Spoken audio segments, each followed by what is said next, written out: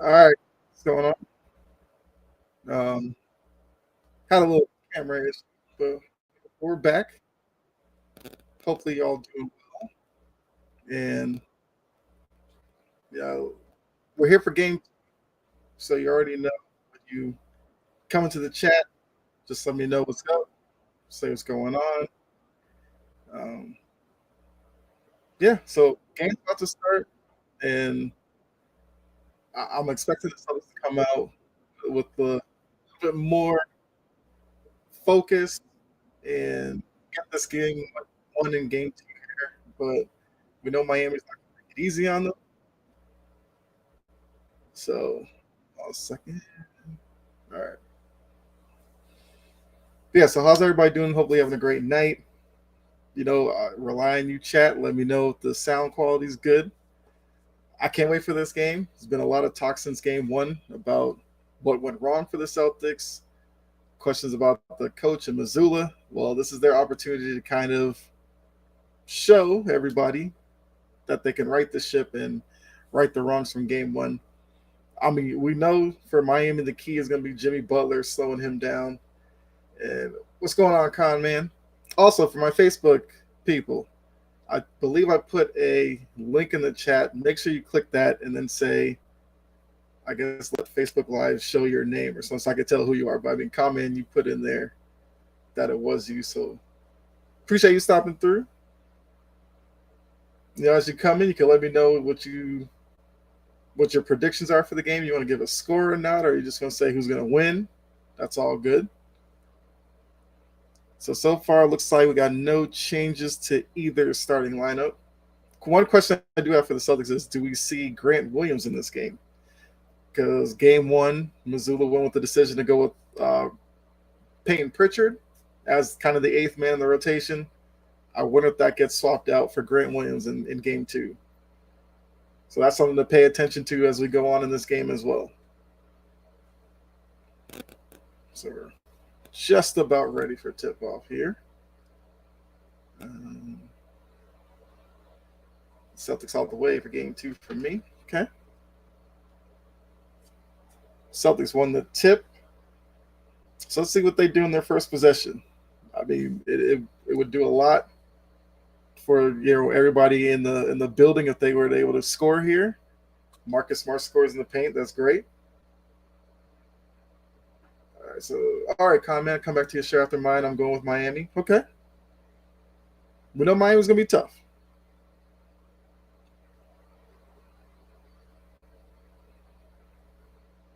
All right, Autobio answers with a free throw line jumper.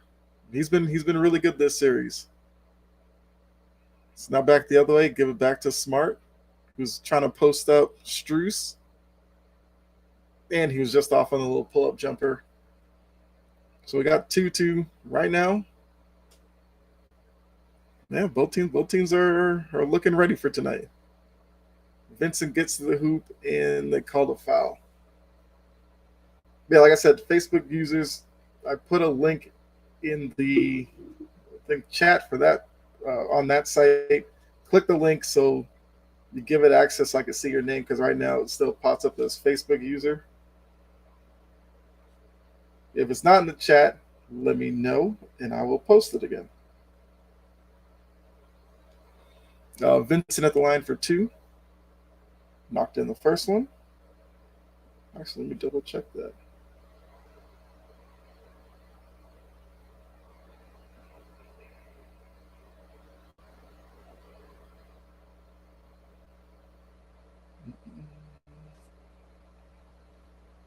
All right, looks like I probably have to put that link back in the chat on Facebook. And Horford missed the three, so the Heat have a 4-2 lead.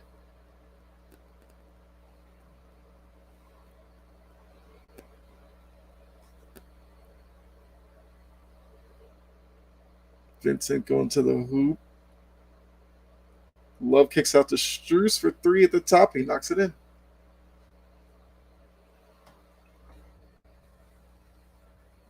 I mean, look, we're facing the Heat.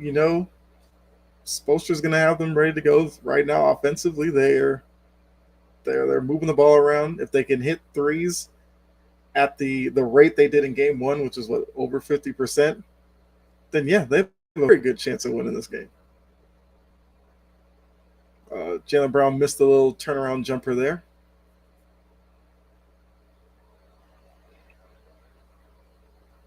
They got Kevin Love in the paint. Missed that one. Horford with the rebound. Gives it to Brown on the post up on Vincent. Brown went up looking for a foul, didn't get it. Rebound by Adebayo.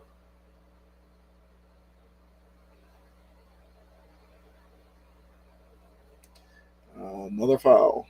This one's on Rob Williams as Adebayo was going to the rim. I'm not here. Van Gundy and I guess Reggie Miller talking about the Celtics. A lot of ISO. I feel like every shot they've taken so far has been a decent look, but they're not careful, and the Heat going a little run here. This game, the building's gonna get tense, and then that's gonna put a lot of pressure on the Celtics, and that's all Miami is looking to do right now. They've already won their game in Boston. If in the second game, in this game right now, put some pressure on the Celtics, hey, it's possible for them to go back to Miami up 2-0. And Adebayo knocked down both free throws. So it's 9-2 right now, 9:49 to go in the first quarter.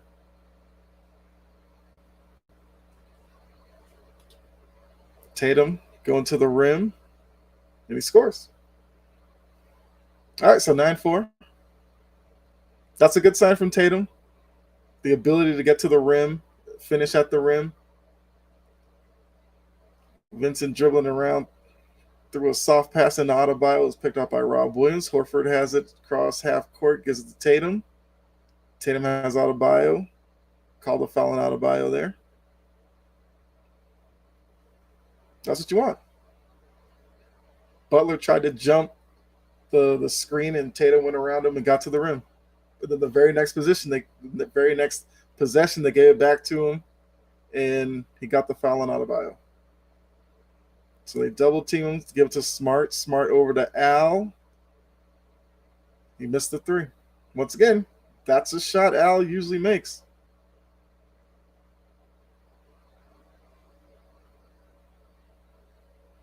Jimmy Butler tried a three on Rob Williams, and Rob Williams was there to block it in his face. All right, so it gives it out to Tatum. Tatum has Adebayo on him again. Going for the step back three, knocks it in. Once again, another good sign. Yeah, so Facebook people, hold on. I got to put the link back in that chat.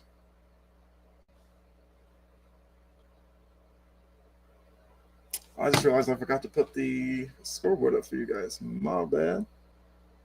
Adebayo got to the rim, missed it. Butler tips it in over Jalen Brown in the front of the rim, so it's now 11-7 Miami. A little over 8 minutes to go. Jalen Brown with the pull up in the lane, missed it. Robert Williams on the offensive board has it tipped away from him. And Miami coming back the other way with the 4-point lead.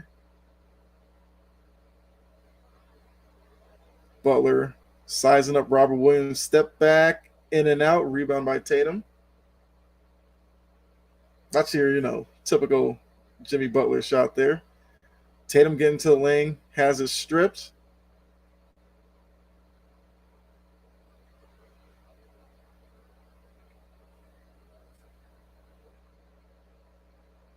All right. Yeah. Let me get you guys the scoreboard really quickly.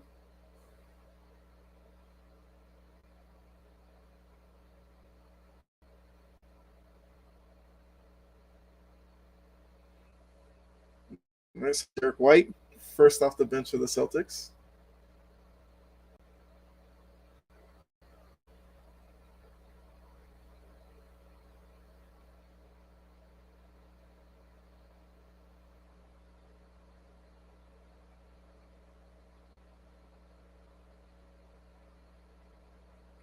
Missed by out of Bio. Tip back in for Kevin Love, but he rimmed out on him. Gives it to Derek White. Pull up three.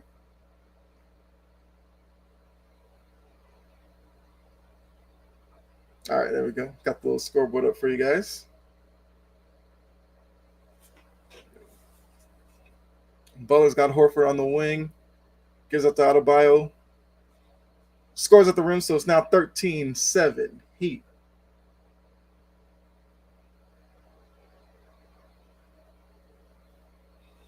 All right, Horford up at the top. Gives it to Jaylen Brown. He has Adebayo on him. Gives it back to Horford. They're trying to free up Tatum. Gives it down low to Al. Great pass from Tatum. That was great action offensively. Horford slipped the screen, was left wide open in the lane. Just kind of looks like the start of game one. A lot of back and forth. Both teams are scoring right now, but we know the Celtics are going to have to try to avoid that third quarter lapse that they had in game one. And they called a foul on the rebound on Jaylen Brown with Kevin Love down low. So looks like going to the first timeout here. It's a 13-9 Heat. A little over 6.5 to go. So how's everybody doing? Like I said, as you're coming through, say what's up. Give a prediction. Give some comments on the game. Whatever you want.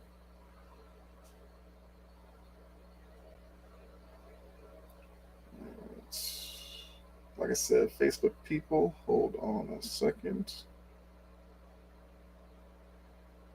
Trying to find that link.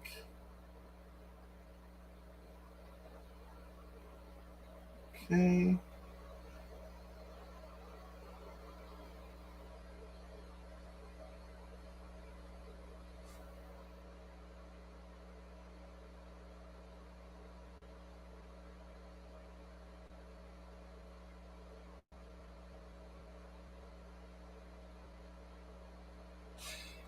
All right.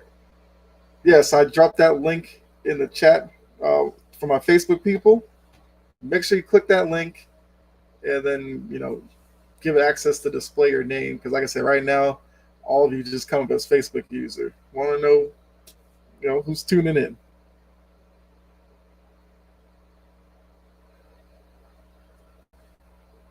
So let's do. All right.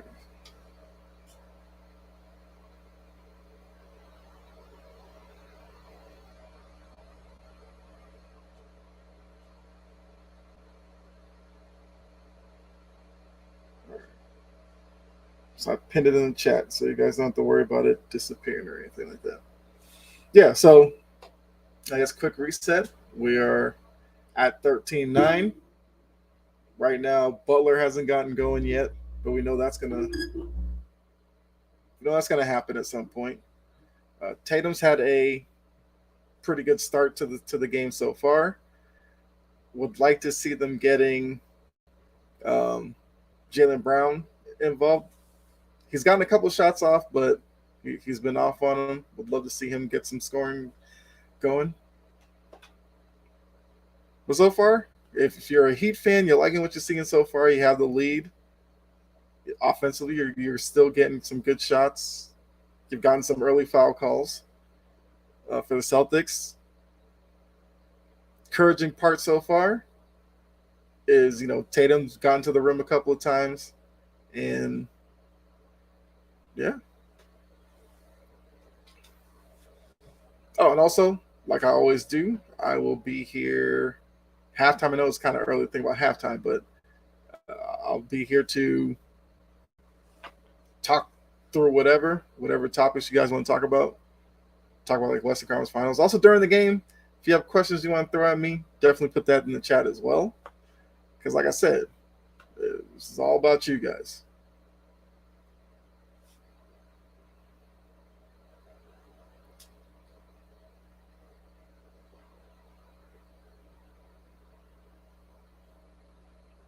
All right, so Barkley picked the Celtics to win. Could be a kiss of death. He's not exactly the best when it comes to predictions. All right, so we're back from timeout. Looks like we're going to have Strus inbounding the ball. Let's see what Spoelstra comes up with out of timeout.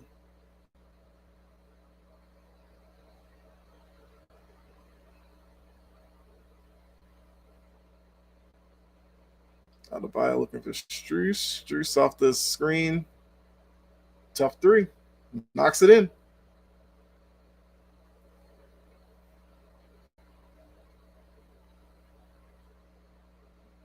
Okay, Horford back the other way, gets to Jaylen Brown. Jaylen Brown gets to the rim, comes up short. Love with the rebound. Gets up to Gabe Vincent. Vincent across half court. Heat getting into their set. They look for Strus again. That one was way off. That was his heat check. But he's had a great start to the game so far. Smart out to Horford in the corner. Gives it back to Smart. Gives it Tatum. White wide open for three. Knocks it in. So, once again, like seeing that from the Celtics there. At first, it looked like it was going to be kind of stagnant offensively, but they kicked it to Tatum, who got into the lane, and kicked it out to White on the wing. Strus and Adebayo playing had a little pick there, and Butler recovered the loose ball and knocked it in. So 18-12 Heat. Brown with the pull-up, knocks it in. So good sign. Brown gets one to go. It's now 18-14.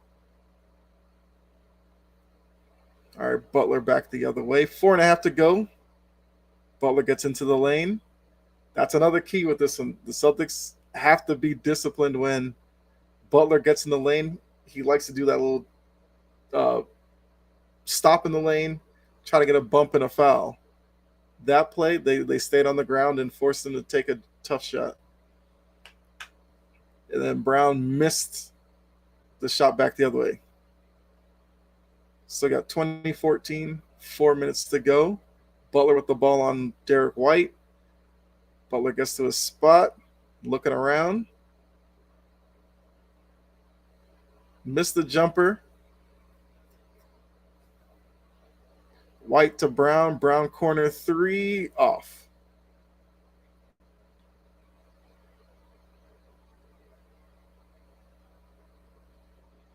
All right, so Adebayo with Horford on him. And got a whistle. All right, supposed to call timeout there. He's got like 3-4 guys at the scorer's table ready to come in, so Spoelstra called the timeout, get them in the game. Okay. 2014, another TV timeout.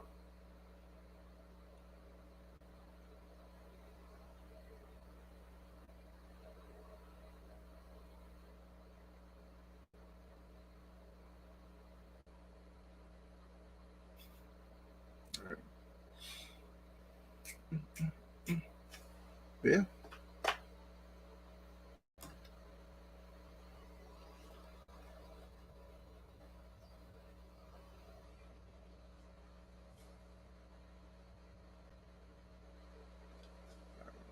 All right, so far, look, Strus might be a problem. You know, as Reggie Miller said, Strus is very confident with each three he's taking. Now, the last one was a brick. We'll see what that does on the next shot, but the previous, 2 or 3 from that, he knocked them square through the rim. If Strus can consistently knock down the three, then the Heat are a really good team, because we know Butler's not necessarily a three-point shooter. He can knock down some big ones in the fourth. But, Adebayo's not really a perimeter player. Kevin Love can shoot the three, but with Kevin Love's age and all that and his role in this team, he'll knock down a 3 or 2 if you're lucky. Then outside of that, it's like Duncan Robinson and Kyle Lowry. Haven't seen Kyle Lowry yet. I don't think he was one of the guys at the scorer's table ready to come in.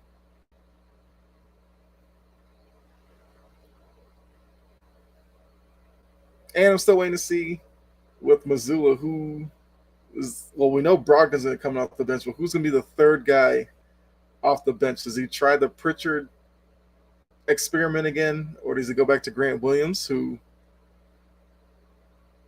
like, I don't know anything going on with the team, but I think Missoula's like trying to be tough with Grant Williams because there was times during the season where he didn't look like the guy from last year. Which, I mean, if he was to revert back to that form tonight, would be a big help for the Celtics. Plus, as a guy who is trying to get a contract in the offseason, he's got to get into one of these games. Otherwise, how valuable is he if in the Eastern Conference Finals the coach can't put you on the floor for whatever reason? I don't know if it's a attitude type thing, maybe it's practice. I don't know, but we haven't seen Grant Williams yet in this series, and I'm interested to see if Missoula uses him tonight. So what's going on, everybody? See a few people in here.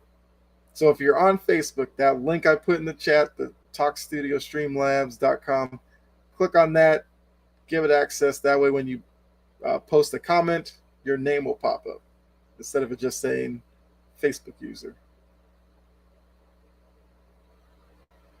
All right, Butler's going to toss the ball in, and we're good to go after the timeout. Strus gets it to Zeller. Martin in the corner missed it. Rob Williams with the rebound. All right, Derek White coming back the other way. So Brogdon is now into the game. And as I expected, Grant Williams is in the game as well. Brogdon missed the three, and for the Heat, Kyle Lowry came in, Zeller came in, Martin. That's it. They're on the floor with Butler and Strus, who are still out there from the starters. And then the only starter left for the Celtics is Tatum. Well, Rob Williams came back in. Martin with a tough jumper over Brogdon, knocks it in. It's now 22-14. All right, Tatum off the screen. I mean, he tried to get to Rob. Rob wasn't expecting it for whatever reason, and turnover Celtics.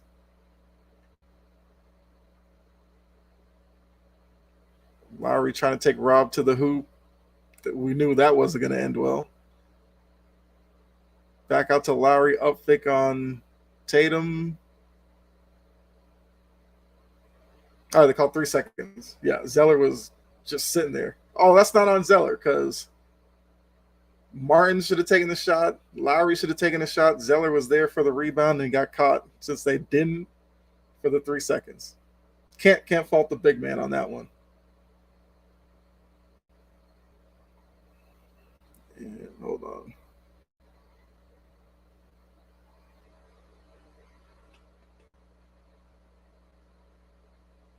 What's up with this feed? All right.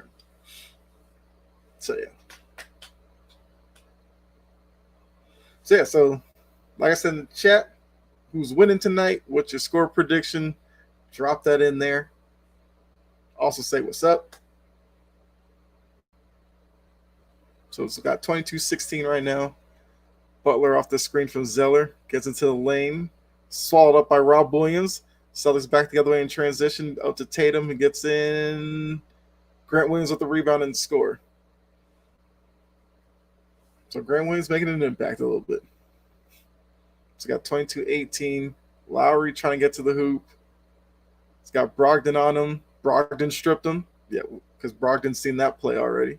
Brogdon pull up 3. No. Tatum with the rebound. Oh, what's going on? Yeah, Facebook people, click the link and I guess give it access to display your name.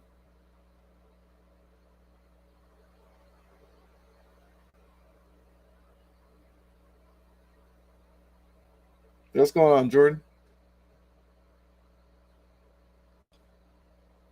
Yeah, the link that I have pinned in there, click it, give access, and then it will display your name. Rob wins the dunk at the rim, 22-20.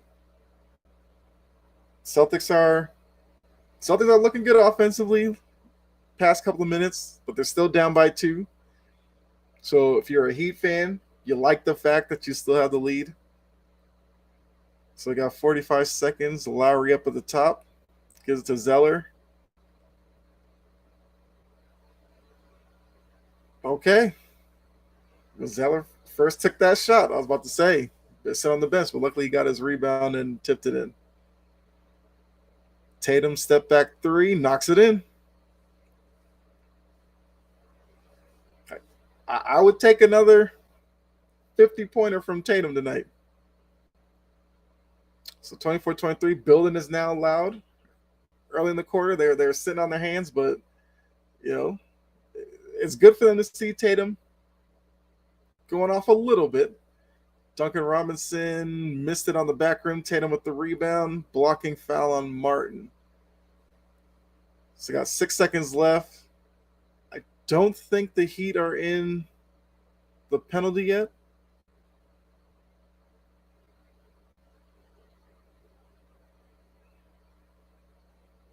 Okay, there. Oh, sorry. Yeah, that was the second one they had in the last 2 minutes. So Tatum at the line. So with all that, chance the Celtics could get out of this quarter with the lead. Makes the first one. Tied at 24.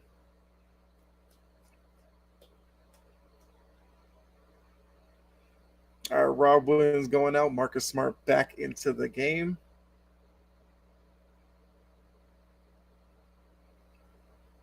Tatum has it, ready to take his second free throw. Knocks it in. So we got 25-24. All right, got 6 seconds left. Plenty of time for the Heat to get a shot off here. They give it to Lowry in the backcourt. White on him. Lowry gets it off. Ooh, almost banked it in. All right, end of the first quarter. 25-24. Celtics. So far, Tatum's doing well for the Celtics. And Strus had a really good quarter for the Heat.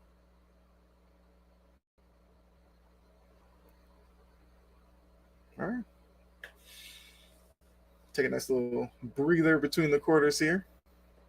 So how's everybody doing? Once again, questions, comments, get them going in the chat. I'll read everything. And I'll answer any questions. And Jordan, I know you're in here. You say the Lakers stuff for halftime.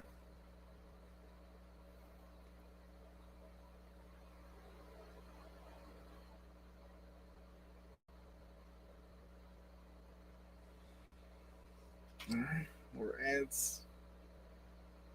Oh, I guess now I have the moment. Definitely repeat to the legend Jim Brown.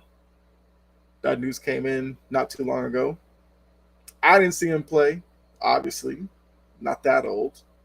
But saw the highlights. I understand from people who did see him play, like how dominant of a running back he was. The fact that he left his career to become an activist and all that. So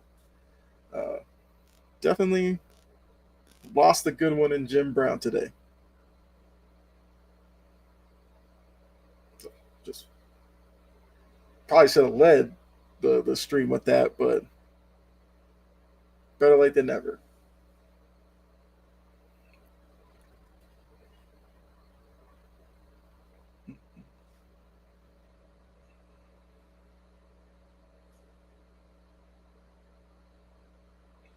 Trying to see if there's anything else that happened, I guess NBA wise, I could talk about here between the quarters.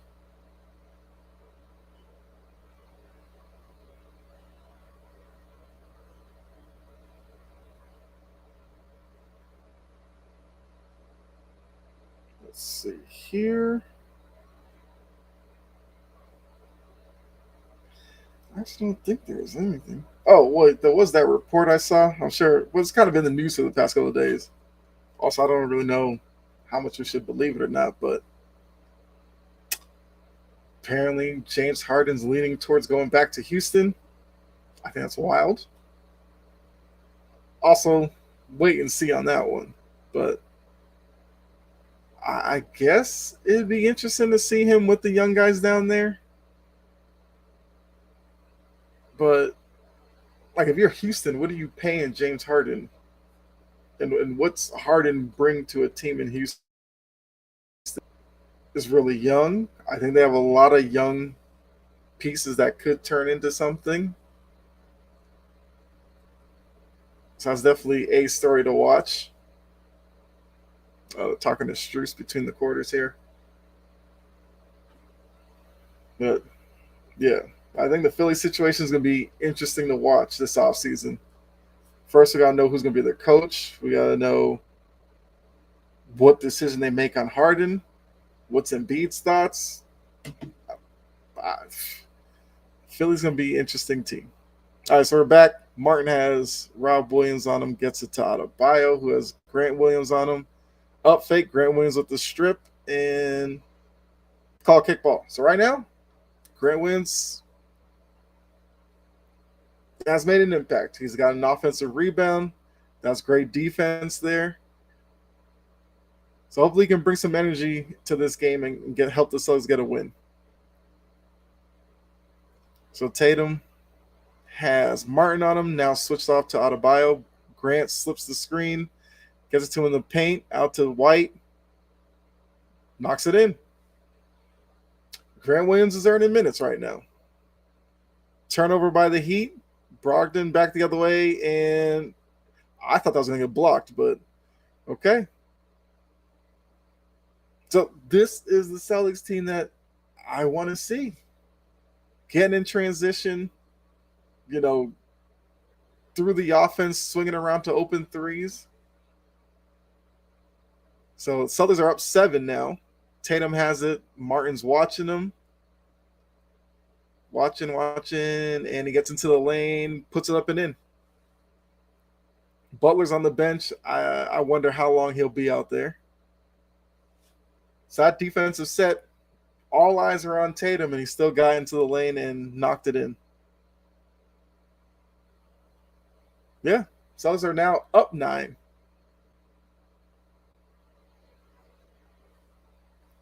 So right now, Spoelstra's got to figure out how much time he can leave Butler on the bench before bringing him back in. But let's be honest, for teams on the road, when they win game 1, sometimes you get a letdown in game 2 because you feel like you've already accomplished what you needed winning the first game on the road. So this is a pivotal moment right now in this game. If with the crowd rocking right now, they've knocked in a couple of threes, and we know with the Celtics offense, they knock in a couple, they get really confident out there, and they'll knock in a couple of more, and next thing you know, the 1-point lead that they had coming into the second quarter is already up to 9. You could blink, it could be like 17 or 18 in no time. So Spoelstra's got to settle his group down. I'm assuming Butler probably comes back in and try to get a bucket here to calm the momentum right now. That's right, with the State Farm commercial here. WNBA also starts tonight. Any of y'all WNBA fans, let me know in the chat. Let me know who your team is.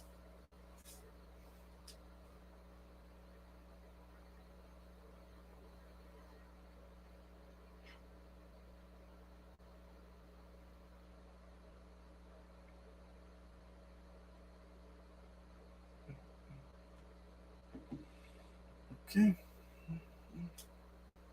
Hey, got Red Sox Padres tonight too. I'm not doing a watch along or anything for the Padres game. I mean, Red Sox game. Not yet.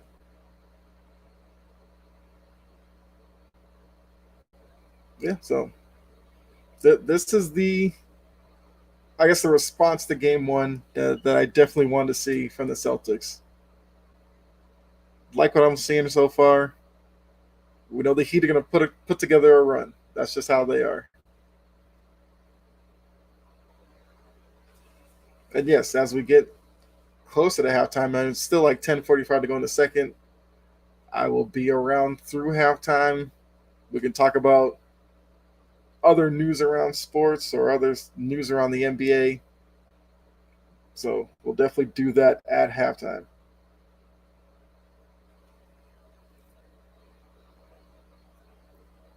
Doesn't have to be NBA related. Because there are some other things around sports I do want to talk about during halftime.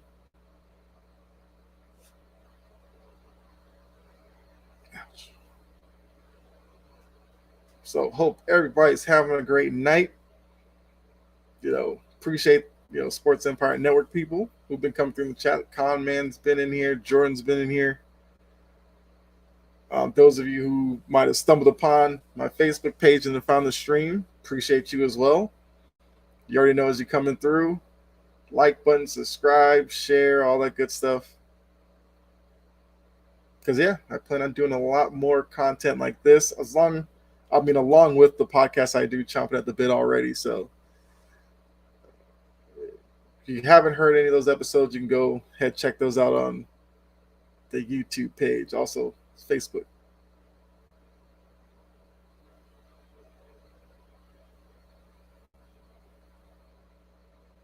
Actually, take that off for now. Robinson for three, short rimmed it, Tatum with the rebound. Look, I get that Robinson's kind of been forced into the rotation with no Tyler Hero. I still think outside of that 1 year when he lit it up from three, I haven't been that impressed with Duncan Robinson. I kind of wonder if this playoff run, Duncan Robinson may be playing for a spot on the team next year. I could see him as a guy that gets moved in the offseason. Martin with the tough lay-in over contesting Rob Williams. So Derek White across half court gets it to Jason Tatum up at the logo. Rob Williams comes with the screen, slips it. Now he gets a screen from White. White looking, deep three, knocks it in.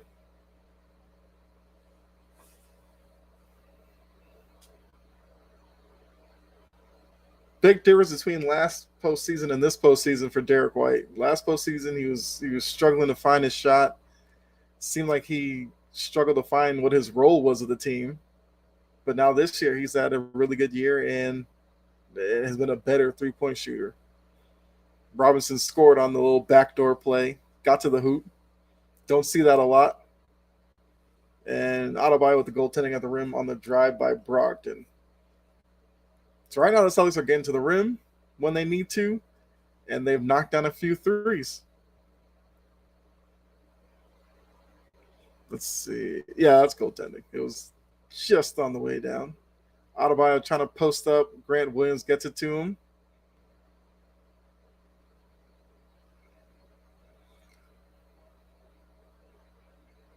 What a shock. Kyle Lowry getting in somebody's face. Man, nobody's scared of you, Kyle Lowry. What you got going on? Oh, and Duncan Robinson was backing him up. I'd be scared for my life with those two. That's good. I want a little chippiness. Let's get that going. The Heat and Boston have I wouldn't say it's necessarily a rivalry, but I think there's a little hatred there between especially Kyle Lowry. I don't know. I know I can't stand Kyle Lowry, but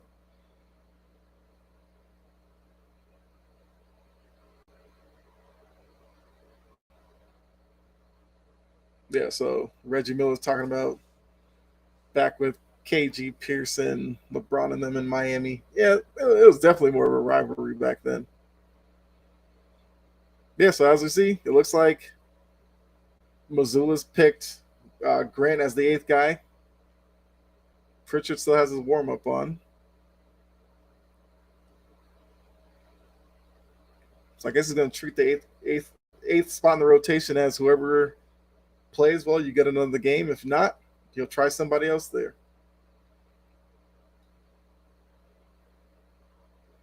Part of me wonders, like, what would a Sam Hauser do in this series? But He hasn't played all playoffs. It'd be tough to ask a guy to just come into the conference finals like that and expect them to produce. I just like Hauser's 3-point ability. So Jaylen Brown's back into the game. Give it to Brogdon.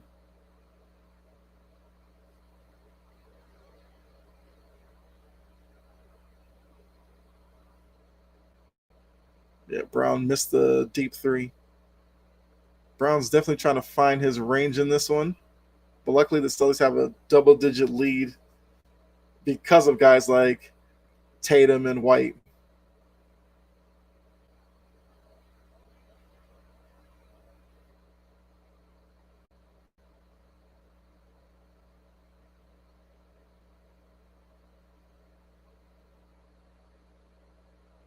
I keep wanting to look on the Heat bench. Do they have both of the Martin brothers?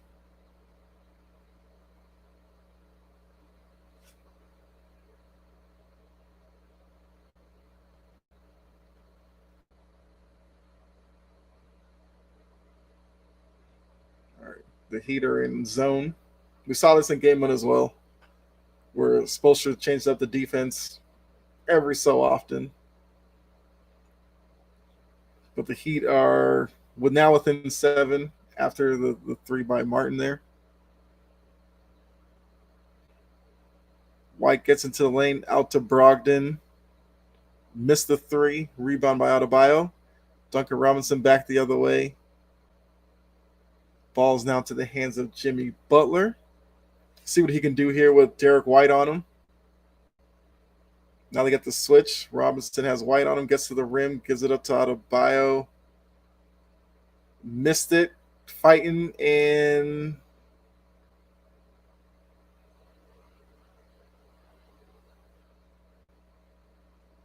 okay, I think it's called out of bounds. I thought they called a foul.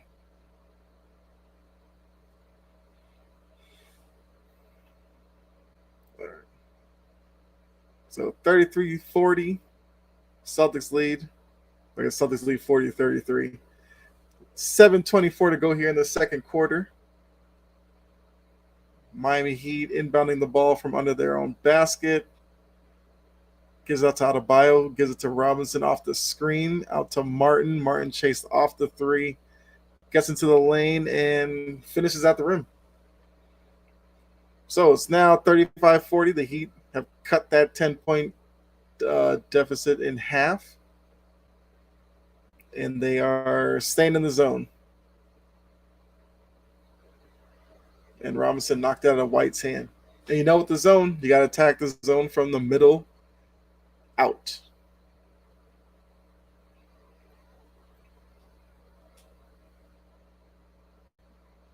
All right, Celtics inbounding the ball under their own basket, out to Derek White. Derek White for three, misses it. Martin with the rebound up to Butler. Butler coming across.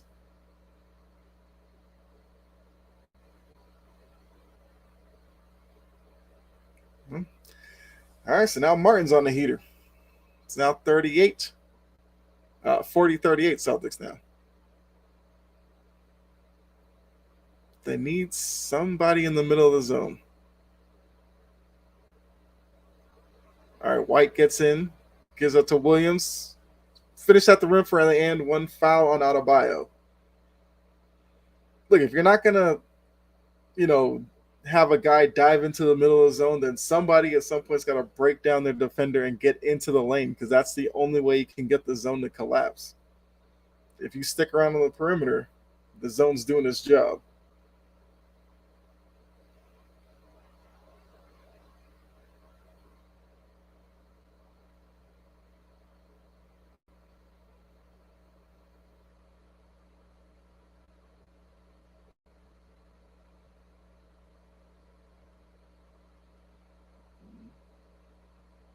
And Rob missed the free throw, so it's 42-38.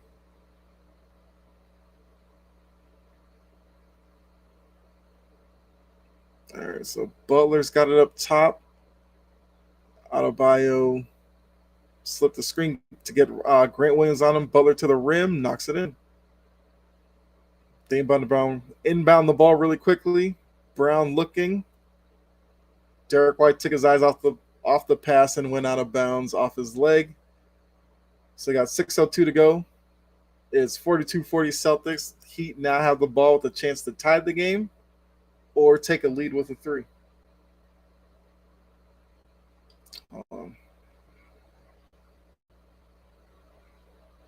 Guess the scoreboard.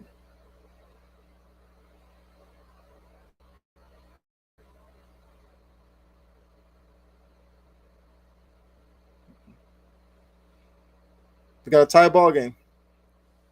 Yeah, Duncan Robinson got in behind the defense out of by with a great pass to him around the rim, and he finished it. So now it's 42-42.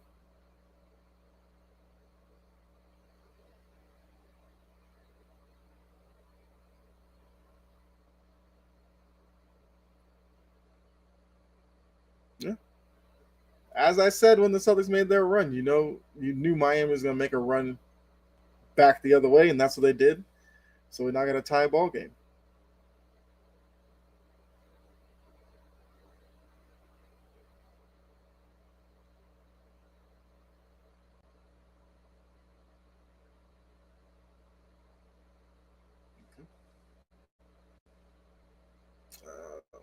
Feel like my camera's a little laggy. What's going on here?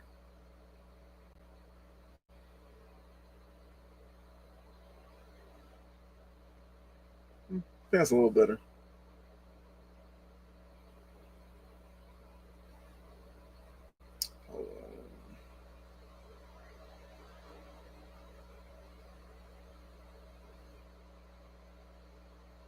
Okay. See if that helps. Yeah, a little bit.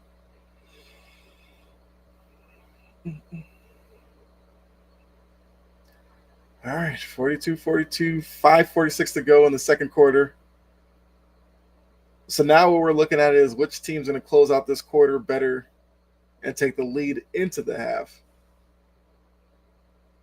Because I think that could play a major part in who wins this, because it always seems like with playoff games, the most important time is going into the half and like the first 5 minutes coming out of the half in the third quarter. I mean, obviously that's not end all be all for who wins the game, but like I said, going into the half, you want to establish the momentum closing the half and then come out in the third, try to put pressure on the other team by starting out really well.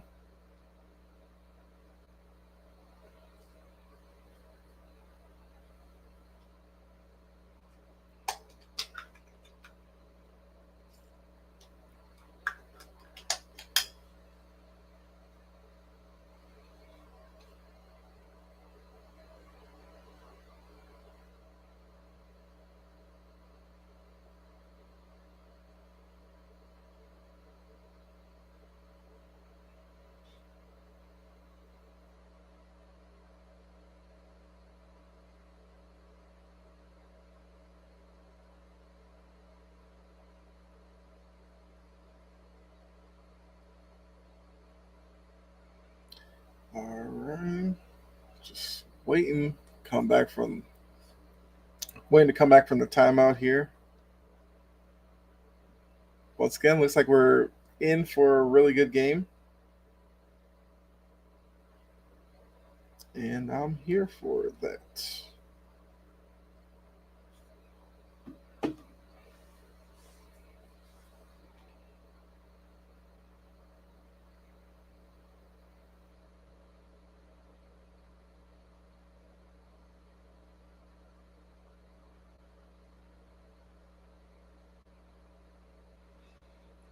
Okay, so we got all right. So 42-42.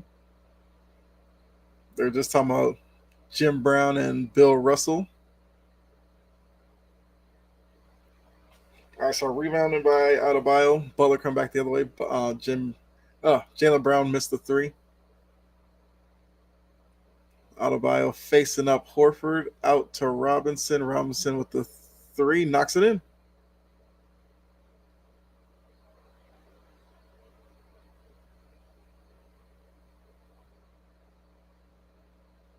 Yeah, the Heat stole the inbounds pass.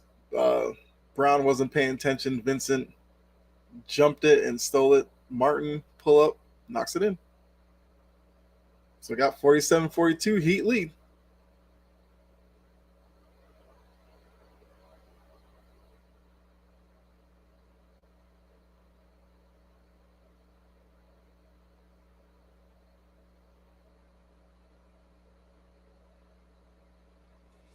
All right, Adebayo out of the pack.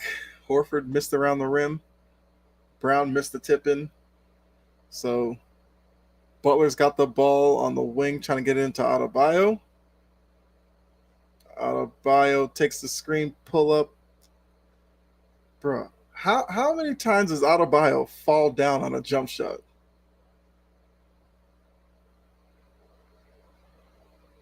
Brown gets into the lane, finished at the rim.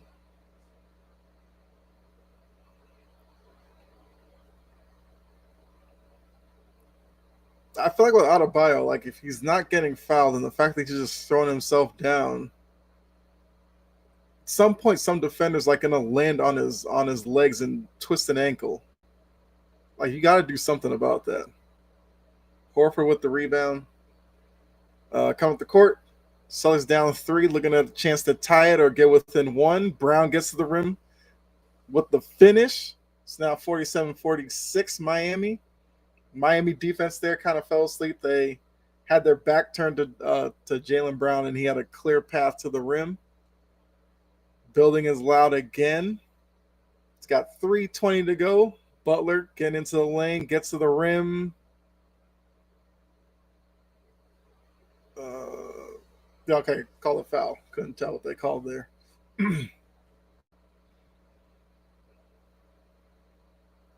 Maybe that gets Jaylen Brown going. First, he had a little scoop layup at the rim. Now the dunk. Maybe he can go on a little run here and score like 8 points or something in a row.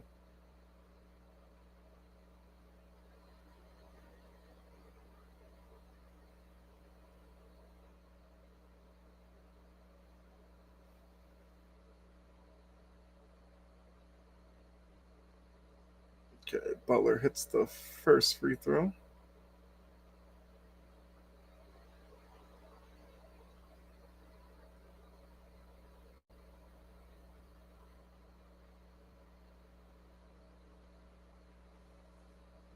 I mean, that was good insight by Van Gundy. It's Butler's first attempt at the free throw line. We know some games Jimmy Butler lives at the free throw line. That's one of the keys. Well, that was the key at the beginning. I said that was blocked.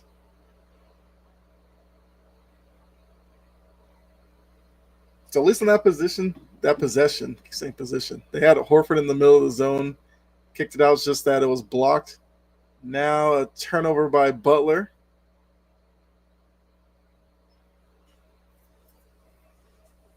They keep running these actions with like Zeller dive into the rim. The connection's never there.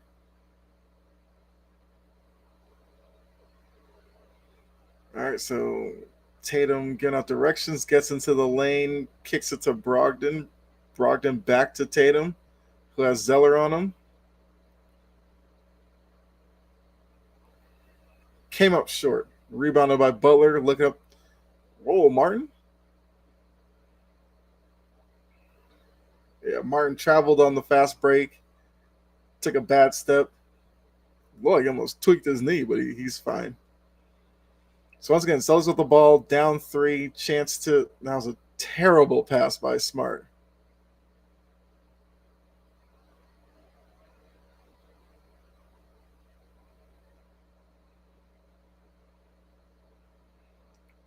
Zeller. All right, Zeller's trying.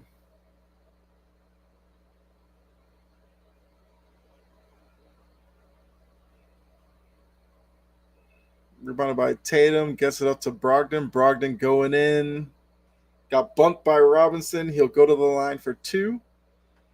Got 1:43 to go here in the second quarter. Showing the schedule, we got Nuggets Lakers tomorrow, Celtics Heat Sunday. Yeah, Nuggets Lakers Monday. Luckily, the conference finals, Celtics game is going to be Sunday night, not Sunday afternoon. So I will be here again to do another play-by-play on Sunday. Hopefully, come Sunday, it's 1-1. And it'll be, oh, there goes Haslam. Heat player who retired late in the regular season. It's good to see they're letting him still put on a uniform.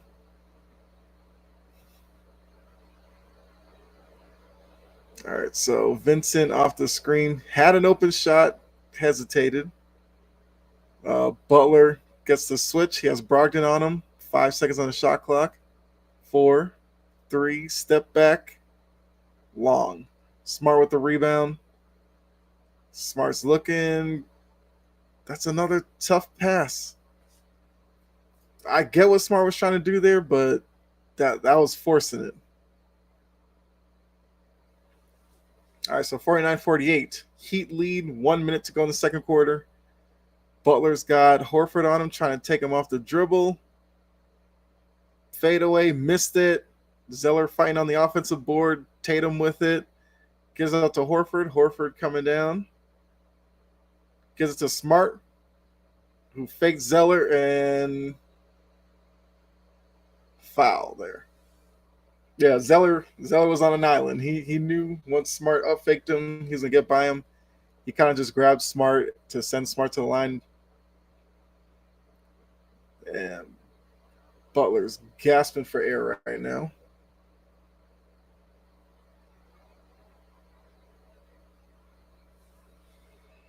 All right, Smart, the line. First free throw coming up. Knocks it in. So got a tie ball game, 49-49. And for some reason, this scoreboard is not working. So let's do this. Take that away. Let me find another scoreboard for you guys. But it's 49-49 right now. Smart's got 3 points. Knocks in the second one, so Celtics have a 50-49 lead.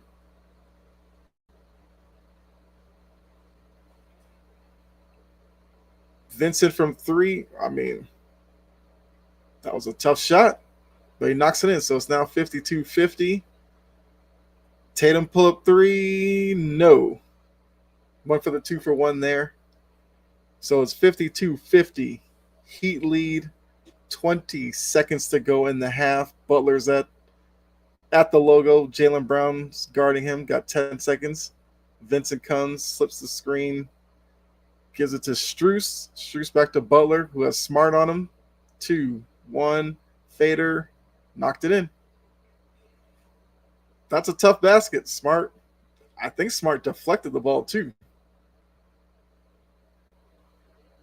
That ends the half. So we got 54-50. Heat going to the half with a 4-point lead. So those of you coming through, I said I'm sticking around for the halftime so we can talk about this game. Anything else you guys want to talk about? Let's do it. I mean, Butler's just standing on the court, hands on his knees, trying to breathe. He hasn't even made it back to the locker room yet.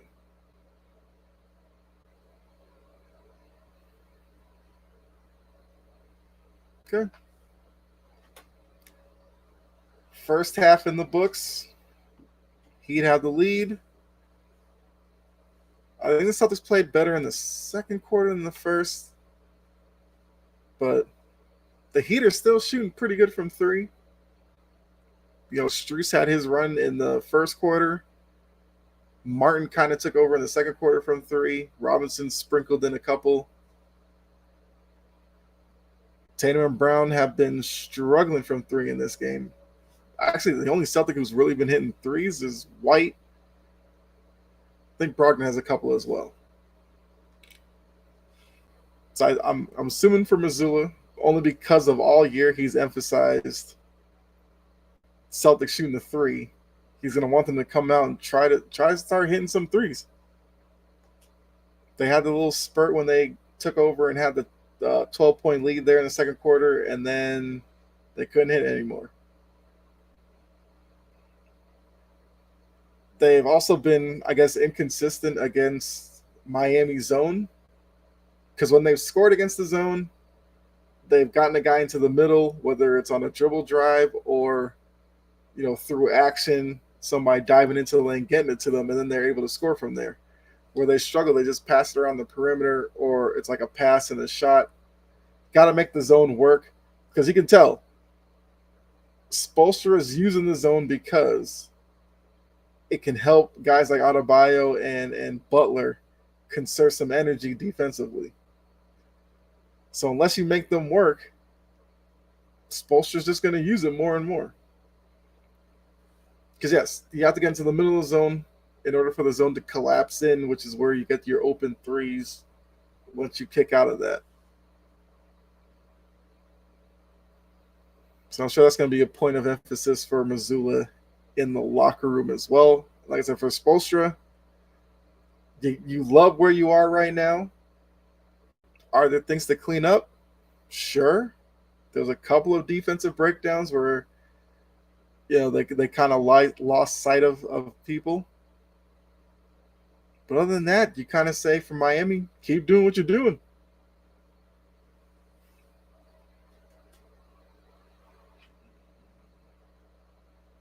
Yeah, so one story that I did want to talk about. Where was it? I forgot. Hold on.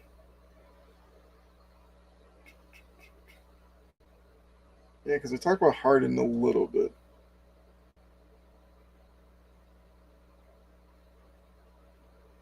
Oh, the Bucks. Bucks did make a little bit of news. They interviewed Kelvin Sampson for their open position. If you don't know Kelvin Sampson, I believe he's had a couple of stints in the NBA. I think he was once the Rockets coach, I want to say. But he's more known for what he's done in college. I think that'd be an interesting hire for the Bucks. He's not necessarily, new in terms of like a new face in the coaching ranks, but I'm thinking he would bring something a little different. I just think for the Bucks, he was at Houston. I think he coached Houston in the NBA, and he's currently the Houston coach in college. If you've watched Houston play, the college team, of course, they're very defensive minded. They get out in transition. So I think he kind of fits the philosophy. The philosophy kind of fits with the pieces that are in Milwaukee right now. I think for Milwaukee, if I'm them, I would get an offensive-minded guy.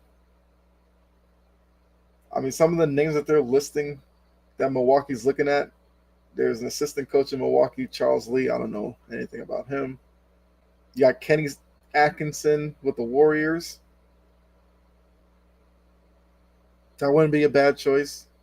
I thought Atkinson was a good coach in Brooklyn, but it was going to be tough for Atkinson with like Durant and those guys there, and Atkinson wasn't a seasoned coach, or he didn't really fit with those guys. Looking at Scott Brooks, the former Thunder coach from Portland, as an option in Milwaukee.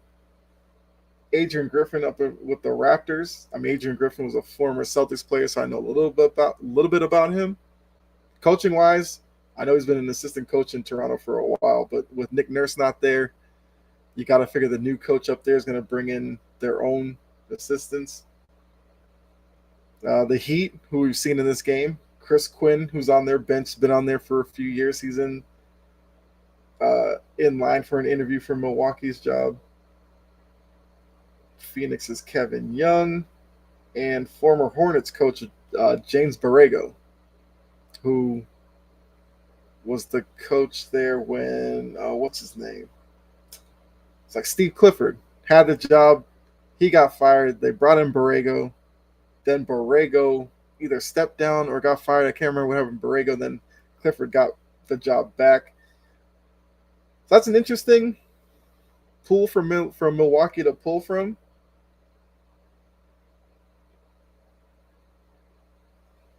So I think Kenny Atkinson being involved is interesting. I think it was like last week or something. I heard some reports about like Steve Kerr possibly going into the front office for Golden State and Atkinson taking over that job. Which, I mean, if Golden State's doing stuff like that, that makes it seem like this past year, in the way that they lost, like they're looking at kind of wholesale changes. They have what Bob Myers is in the front office, who I assume is who Steve Kerr would take over for if Myers leaves. Then you're promoting Atkinson to the bench. Atkinson probably will keep some of the philosophy of Steve Kerr, but I could see Atkinson wanting to put his own fingerprint on the team. And I wonder if like Kerr was in the front office making decisions, what would that mean for Draymond Green, who's a free agent?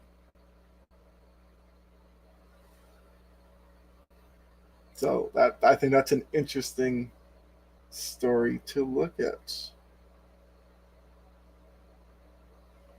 Also, back on Sampson, yes, he did coach the Houston Rockets for a couple of years. Um,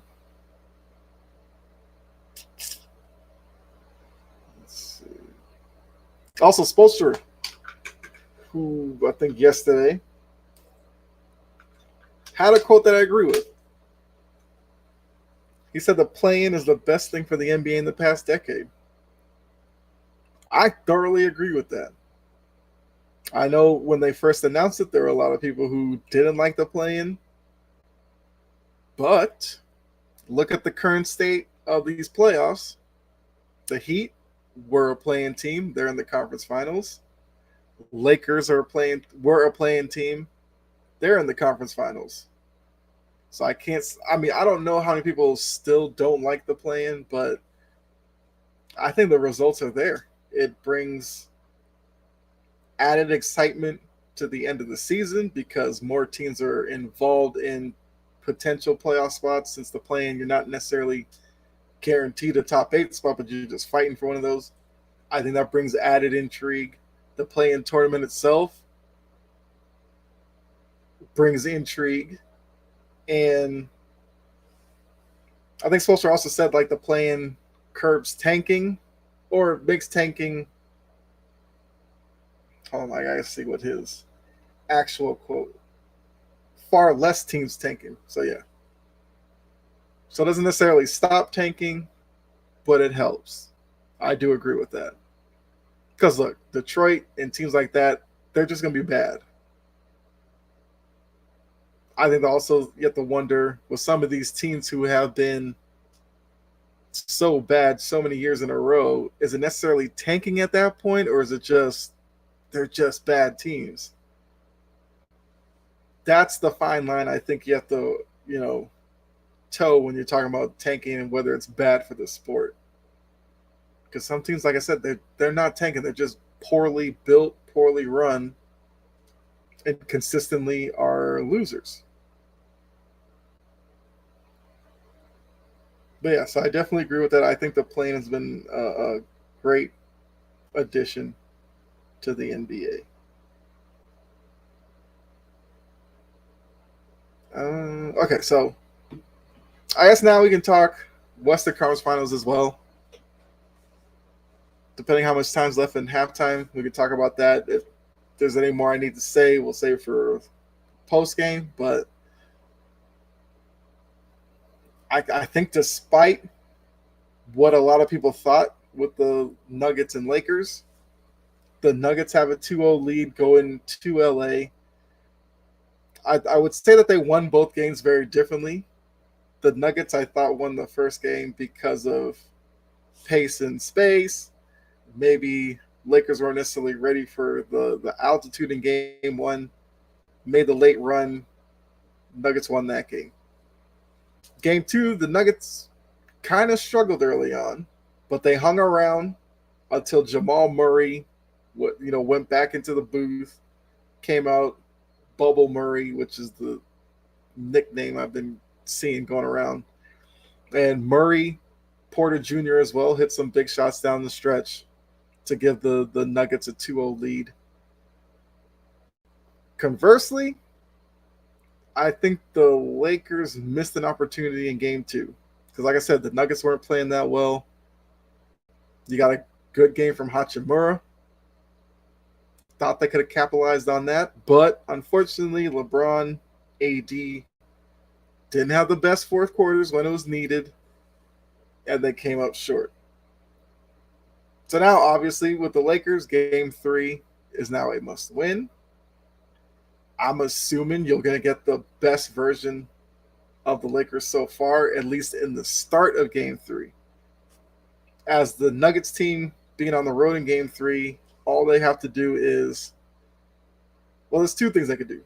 They could either punch the Lakers in the mouth first and see how the Lakers react, or when the undoubted run by the Lakers happens, weather that, then whatever lead that the Lakers amount, slowly cut into it, stay in the game late, and then try to take your chances late in the game. I fully expect the Lakers to win game three, because if they lose game three, then we're looking at sweep, and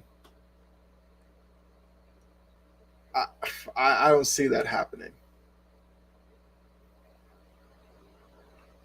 Was that perfect timing? All right, got a little more to the halftime. Let me see. What else did I see? Yeah, I don't know. So yeah, how's everybody doing in the chat? How you liking the game so far? What are your thoughts? Okay, I'm showing Shaq. Guy. I don't know what was going on there. But yeah. Questions, comments, throw them in the chat. Let's go.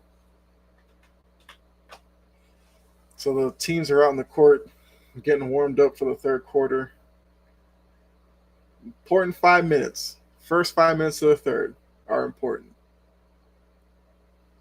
Because either the Heat extend their lead and look like the better team again tonight, or the Celtics kind of play more like they did in the second quarter when they went on their run, create some separation, and try to go into the fourth quarter with the lead. And try to get Jaylen Brown going. He's been struggling tonight for sure. Actually, let me take a look at the box score and see how everyone is doing. I don't even know if Brown's in double figures.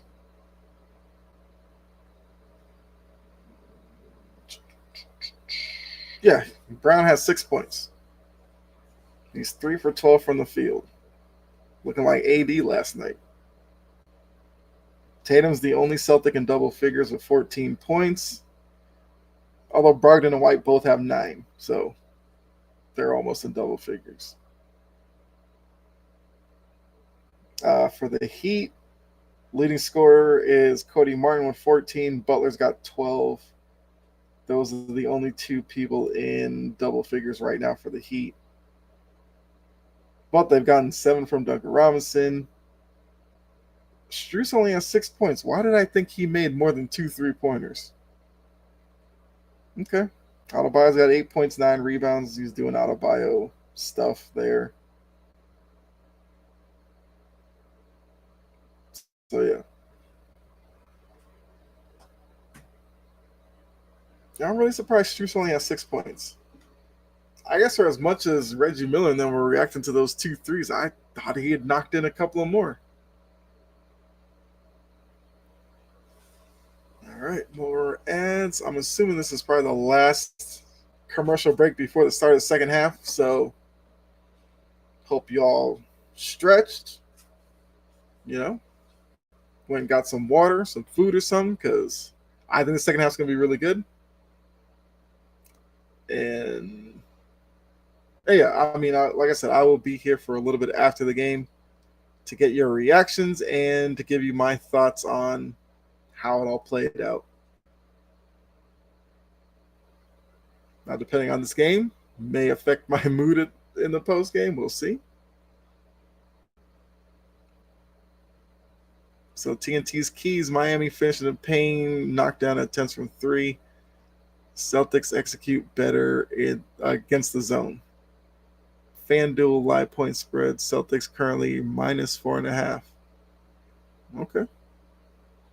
So we start the second half. Adebayo hands it off to Strus. Strus backs it up, waiting for the screen, gets into the lane, and makes the running layup. So we got 56-50. Heat lead. Celtics back the other way. They give it to Jaylen Brown, who has Adebayo on him. Gives it to Tatum. Tatum's going to take the screen from Horford. He tried to lob it over the top, didn't get enough on it, and Kevin Love knocked it away. Still a little weird seeing Kevin Love in a Heat uniform. Also, a gray in his hair. Strus missed his first three of the third quarter. And Tatum with the rebound gives it to Smart. Smart has it, switches with Brown. Brown for three, knocks it in over Butler. Good sign to start the third. Let's get Jaylen Brown going here. That cuts the 6-point lead in half. So showing the runs. So the Heat went on their run when Tatum went to the bench, and Celtics had their run when Butler was on the bench. But anybody could tell you those are the two most important players for these two teams, Tatum and Butler. All right, so now we have 58-53. Derek White goes into the hoop, kicks it out to Tatum, gives it up to White. White back to Tatum. Over to Brown. Brown takes a tough three over Adebayo and missed everything. Butler with the rebound. 10 minutes to go in the third. 58-53. Heat lead by 5. Butler doesn't take the screen from Love. Now he called him back, but then gave it to him. Gives it to Adebayo, facing up Horford. Got to do something here. 3 seconds to fade away. Bruh, the next shot Adebayo takes and just falls to the floor.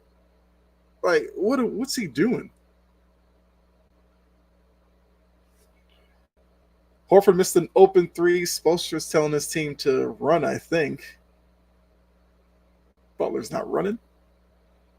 Butler took it to the rim, blocked by Derek White, who does that like once or twice a game, which is weird. Because you wouldn't think of Derek White as much of a rim protector, but he seems to block shots at the rim. Then back the other way, Brown with the layup in transition. So far, Brown's come out playing better than he did in the first half. It is 58-55 Heat lead. They give it to Butler. He's got White on him. He gets into the lane, spins back the other way, and knocks it in. If Butler gets to his spot, it's tough to guard. So 60-55 Heat. Tatum has it across half court, up at the logo. It's got 2 screens set for him. He takes the one from Jaylen Brown, pulls up over Adebayo, and misses it. Kevin Love with the rebound. Gives it to Butler. They're going to walk it up the floor. He gets it just across half court before the 8 seconds. So got 10 on the clock. Butler's calling Love over for a screen. And I think Love might have kneed White in his thigh. What happened there? He absolutely did.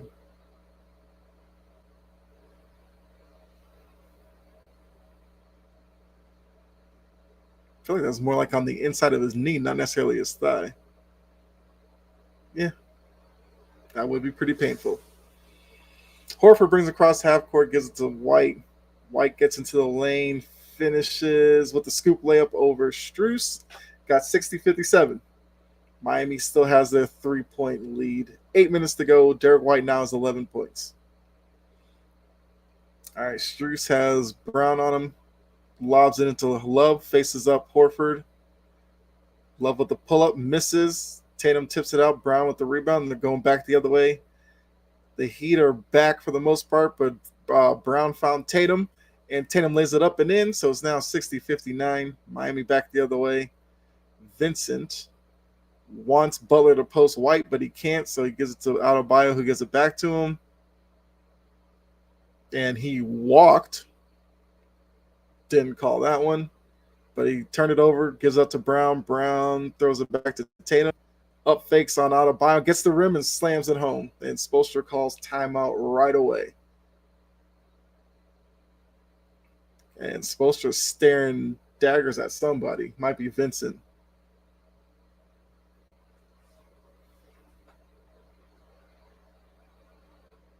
I mean, Adebayo tried to close out, but yeah, once Tatum got past him, there's gonna be no stopping at the rim. So now Celtics now have a 61-60 lead. We have a timeout. Spoelstra is gonna try to calm everything down, which is kind of what he did in the first half when the Celtics made their run, and then the Heat came out and kind of took momentum back. So far, Celtics are at least showing up better in this third quarter than they did in Game 1. If you remember, Game 1, the third quarter, the Celtics were outscored by, what was it, 40, it was like 46-21 or something like that. It was a crazy quarter. Looks like we're not getting that in this one. So that's obviously a good sign for me.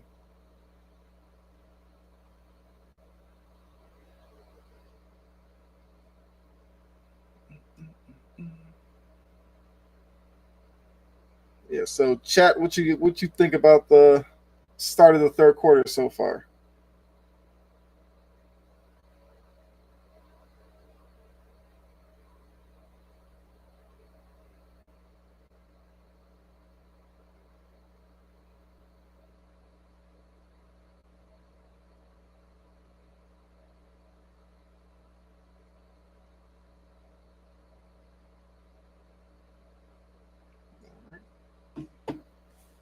And yes, the pin message for Facebook.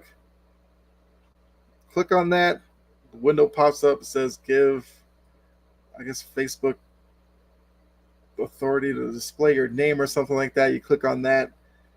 You drop a comment in, your name will pop up instead of it just saying Facebook user. But other than that, yeah, another good game between Miami and Boston. Boston, I mean, grand scheme of things, is it necessarily a must-win game? Yes. Last thing you want to do is go down to Miami down 2-0. Because then the pressure is now for you to win 2 games on the road. And for the most part, if you're going to split down there, you're coming back to Boston 3-1 in the game 5. Yeah, don't need that. So this is a game the Celtics have to have. And for the Heat, they can't necessarily relax and think they've accomplished everything, because if they could take the 2-0 lead, they'll feel really good about themselves.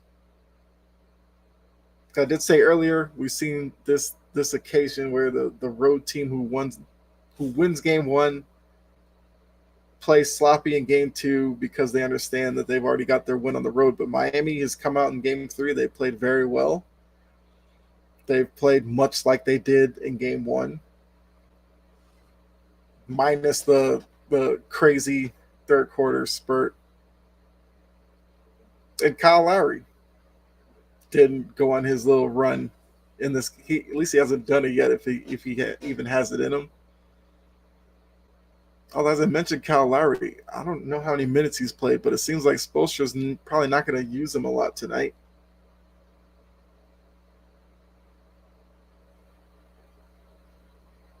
So there's a little bit of a press coming out of the timeout, but then they fall back very quickly. Vincent gets across half court, gives it to Love. Butler coming from the side, pull up, knocks it in. Very simple play, but effective. Butler with 16 and 8. Butler-esque numbers. Tatum gets into the lane, finishes over Love, missed it, but they call a foul on Kevin Love. So Tatum's going to go to the line for 2. Showing the replay. I mean, he got him on the elbow. Tatum with 18 and 12, 4 assists.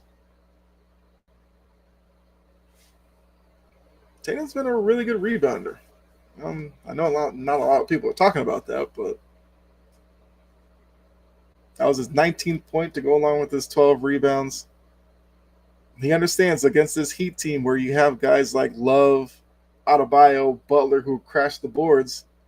You can't leave that up to Horford or Williams when they're not on the floor together. So Tatum's taking it upon himself to help out on the boards. So Vincent stopped by Brown there. They're looking to post up Butler. He's facing up on Horford, gets into the lane, got 3 seconds on the shot clock. 1. And shot clock violation. I thought when Butler took his couple of dribbles into the lane, he was going to pull up there, but he didn't. He did his little 2-foot stop and then started looking around. Then by the time he kicked out to Strus, it was about a second and a half on the shot clock. There's only so much he could do with that much time. Tatum gets it to the lane, scores it.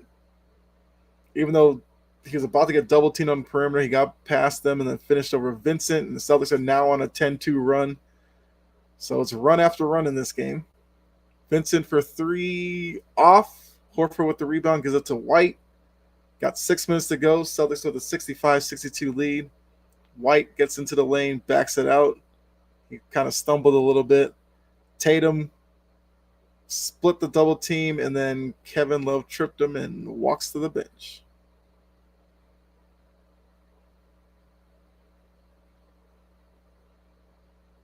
I mean, Kevin Love was never a great defender on the ball.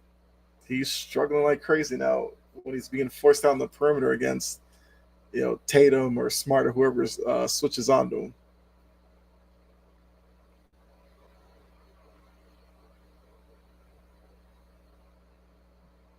Okay, so 5:51 to go, 65-62. Celtics with the lead. Brown has it. Brown gets into the lane. Men at the rim. Okay. Wonder what they call it. But men at the rim by Butler, who blocked it out of bounds.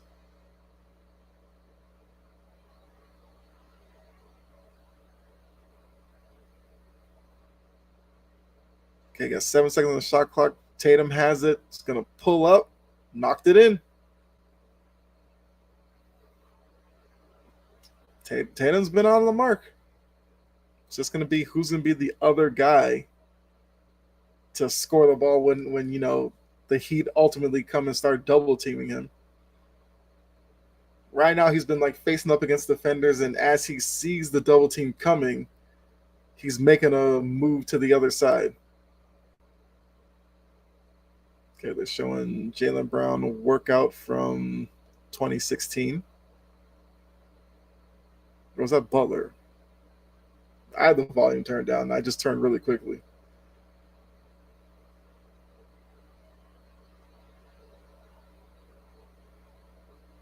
All right, so Butler has it. 5 seconds on the shot clock. He gets into the lane again. Kicked out to Martin. Martin gets to the lane. Knocked it in. Once again, the Heat took the shot clock all the way down, but they ended up scoring this time with the second left. Tatum loses the ball. Strus knocks it away.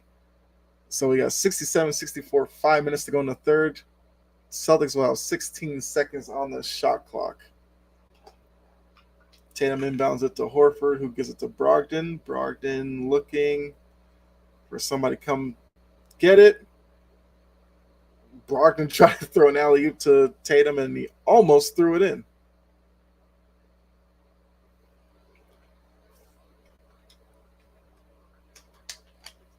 So Adebayo had the dunk in transition, and Mazzulla calls a timeout right away. So it's now 67-66. Celtics still have the lead, but it's now down to 1. And we'll see what Mazzulla does.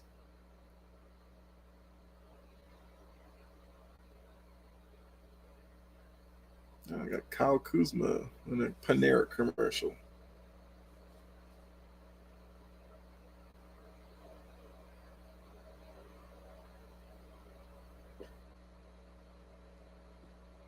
Okay.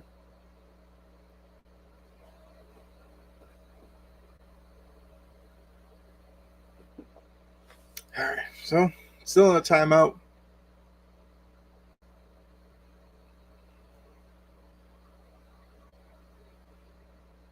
Yeah. Like I said, third quarter's been better than game one. Thankfully.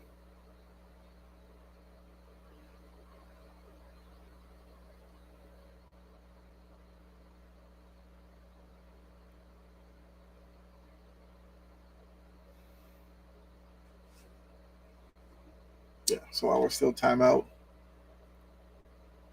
as I said, the biggest takeaway from game one, third quarter, Celtics have fixed that so far, but there's still some time left in the third quarter. They got to finish the quarter strong, get into fourth with, if not the lead, then the deficit be very small, like two or three. At that point, you got to execute, maybe ride the home crowd to a win, and try to head down to Miami 1-1. That's the goal. I mean, yes, I was on Twitter earlier today telling people, like, look, game one was game one. Did the Celtics look great? Most part, they looked fine. Third quarter, they were awful. But you couldn't overreact to it because it was just game one. If they lose game two, I think you're allowed to be pessimistic about their chances in this series. But if they can win tonight, get to 1-1, you kind of reset the whole series for the most part, although Miami would have the home court in that instance. But you can't go through. I mean, yes, you can go through the playoffs only winning home games, but eventually you got to win a game on the road. So, yeah.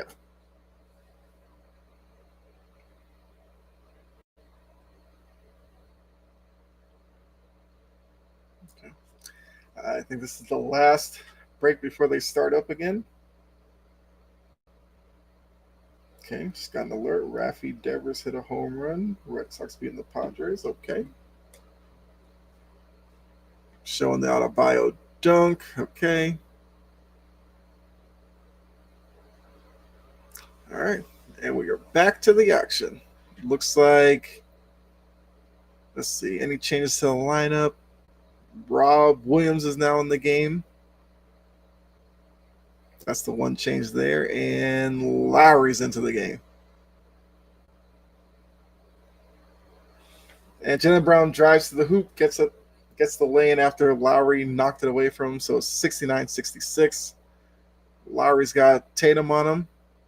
He gets the screen from Adebayo, gives it to Adebayo, pull up in the lane, knocks it in. Adebayo lives there. He rarely does anything outside of the paint. All right, so it looks like Spoelstra's got Zeller coming off the bench the next, I guess, timeout. He wanted to travel. Tatum step back three, knocks it in. We saw a little bit of this Tatum in Game 7 against Philly. Like I said, would love to see more of that tonight. Adebayo with the up fake, puts his arm into Rob Williams and comes up short. Tatum with the rebound, back the other way. Celtics up 4. Pulls up and foul on Martin. Martin got his hand caught in the cookie jar and hit Tatum on his way up. So Tatum's going to go to the line for 3 shots.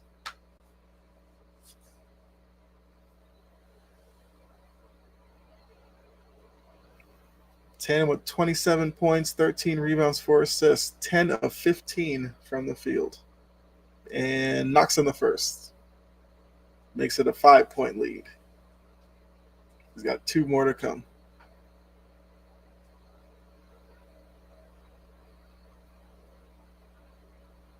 All right, he gets set, takes the second, knocks that one in. Now a 6-point lead. And Zeller comes in for Adebayo. So now we're going to see what these minutes with Adebayo on the bench, because Adebayo is their scorer around the rim. We know Zeller isn't much of a scorer. We'll see what the offense does with Adebayo on the bench now. And then Brown's coming out for Grant Williams. Tatum missed the third. So it's a 6-point lead, 3.5 to go in the third. Zeller with the rebound gives it to Martin, who gives it back to Zeller across half court. Hands it off to Strus. Strus looking to come off the pick. Gives it out to Butler with 7 on the shot clock. Gets into the lane, pulls up, and he missed the lane, and it's out of bounds off Butler.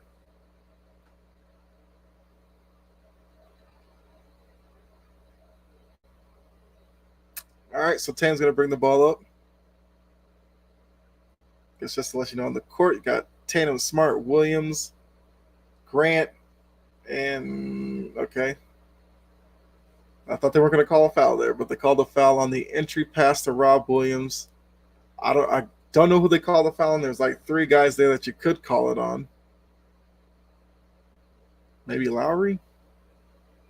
I'd put it on Lowry just because he was in the area. That's just me, though. It was a great look by Tatum. Yeah, that was clearly Lowry. Lowry was just grabbing him around his waist. Rob for 2. Knocks in the first. It's now 75-68. 7-point lead for the Celtics. 3 minutes on the dot left in the third quarter. So the last 3 minutes is a good chance where the Celtics were run off the floor. Game 1 of the third quarter, they could win the third quarter in this game. And Rob makes the second one, got a friendly bounce off the back rim and in. So the Celtics now have an 8-point lead. 3 minutes left in the third. Lowry gets it to Butler, who has Tatum on him, but they run a little switch. Get Brogdon on him. Now he has Rob on him.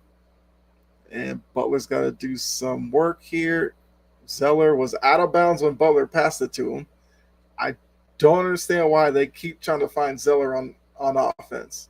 He's not an offensive guy. That play there, if Zeller knew what he was doing, he would have rolled to the rim and had an easy dunk, but for some reason he stepped out of bounds and was just kind of chilling out there. Smart just hit a 3, so now the lead's 11. And Martin has the ball, set the screen set by Zeller, which is all he should be doing. Gets to the rim, blocked by Rob, gets it back, gets it to Butler. Martin for 3 in the corner, knocks it in. Once again, a little more accidental offense, but for the Heat, you'll take that. So Brogdon gets into the lane, dribbled off his foot. Lowry back the other way, gets it to Martin. Martin goes up and lays it in. And it's a 6-point lead now. Grant Williams telling everybody kind of calm down. Tatum gets across half court. Rob slips the screen, gives up to Rob. I guess that wasn't anything. I don't know. Looked like Lowry tried to grab him again, but whatever. Turnover. All right. No, for some reason my feed went backwards and showing that play again. Hold on. Boop, boop, boop. Yo, what's going on, everybody? Thanks for tuning in. Appreciate it. Had a scoreboard up earlier, but it wasn't working right, so I just took it down. Plus, I'm giving you all the information you need anyway. Okay, Zeller set a screen in the paint to get Butler all the way to the rim. It's 81-75. Celtics with a 6-point lead. Tatum gets across half court just before the 8-second call. There's 40 seconds left. So need to get a bucket in one of these possessions. Get it to Rob. Rob kicks it out to Smart. To Tatum. Pull up. Miss. And foul on Lowry as he pushed Brogdon in the back.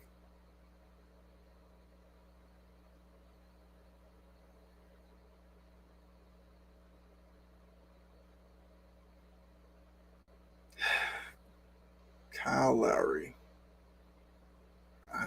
I just can't with this dude. As I said in the game one, don't overreact to Kyle Lowry because what's he done in this game? I couldn't tell you. All he's done in this game is clutch and grab people.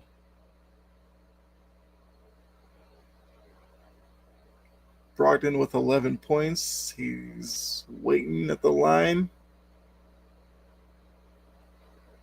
Have a couple of substitutions ready to come in. Brogdon knocks in the first. We got Adebayo and who was that coming back in? Is it Vincent? Yeah.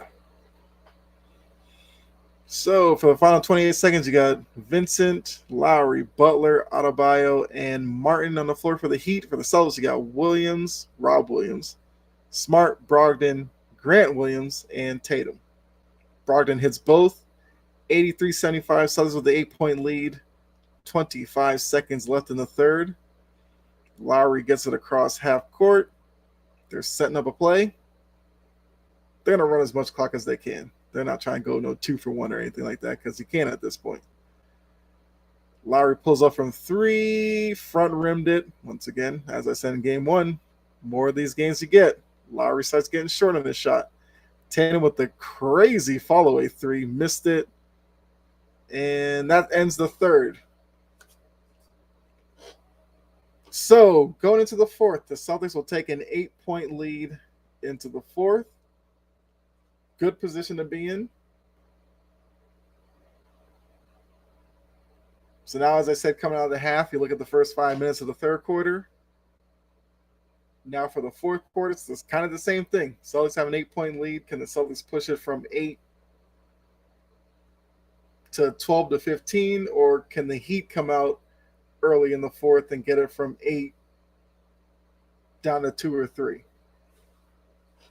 That's what we're going to have to see coming, starting the fourth quarter. But yeah, so hopefully everybody's enjoying the stream. If you are, you know what you need to do. Like and subscribe if you're in the Facebook group.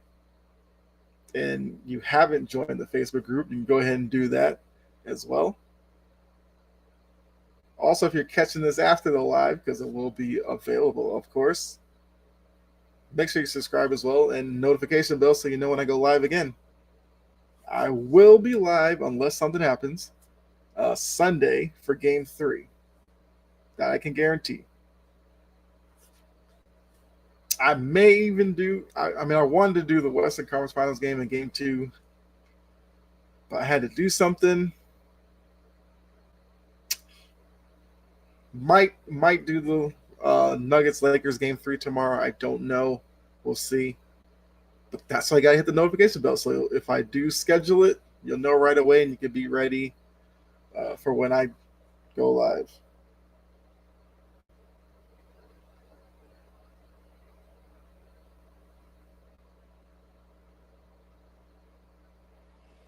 So we'll see if the Celtics can finish the job here. Look, I don't hide it. I am a Celtics fan. I feel like I keep it real with you on these play-by-plays. Don't I push the homer hat to the side. But I like the position the Celtics are in. Like I said, I would like to see Jaylen Brown get a little bit of a run in him going, but Tatum's more than carried the load with Brown struggling. Derek White has been timely, smart as well, so they've gotten little contributions here and there, but Tatum's been the main piece as well. You know, silence some of the critics from Game 1 who were talking about Tatum's play, even though he dropped 30 in Game 1. But to some people, he didn't do enough down the stretch. Well, we have the fourth quarter coming up. We'll see what he does in this game.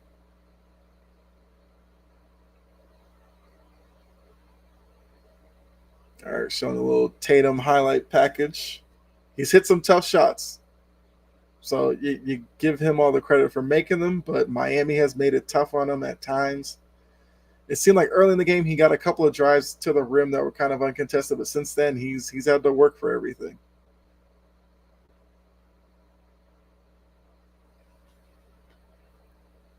X Factor. Hold on, I was about to say Deuce wasn't there at game one. Deuce is there tonight, but I think Deuce was there game one. I can't remember. It was game 7 of the Sixers series. Deuce wasn't there. All right, talking to Missoula. Get back to the action here.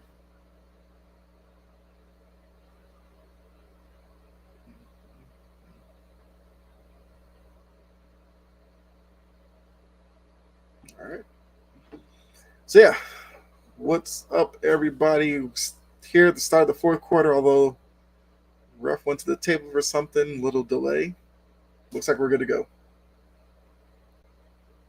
Let's post the question for you in the chat here. I don't know. I was going to post a question for you guys. But hold on a second. So Tatum gets it to Rob at the rim. He knocks it in the foul on Adebayo. So now it's pushed to a 10-point lead. Rob goes to the line for a chance at 1 to make it 11. Showing Blake Griffin on the bench there.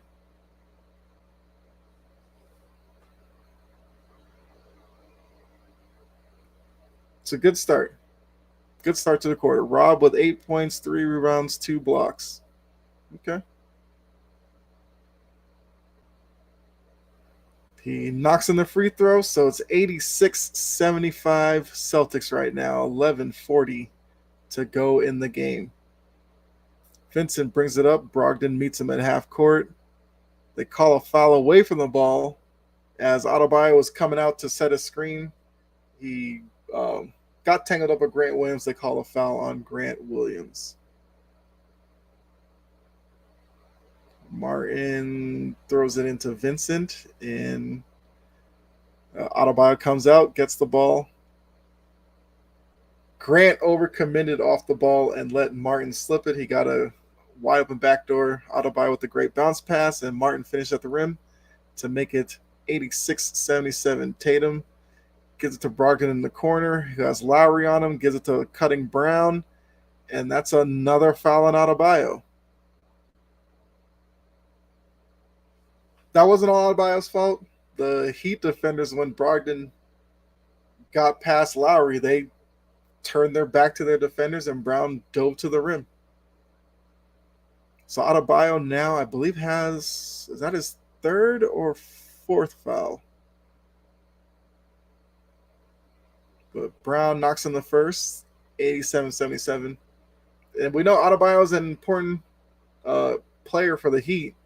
If he gets into foul trouble, that takes away rim protection that they have.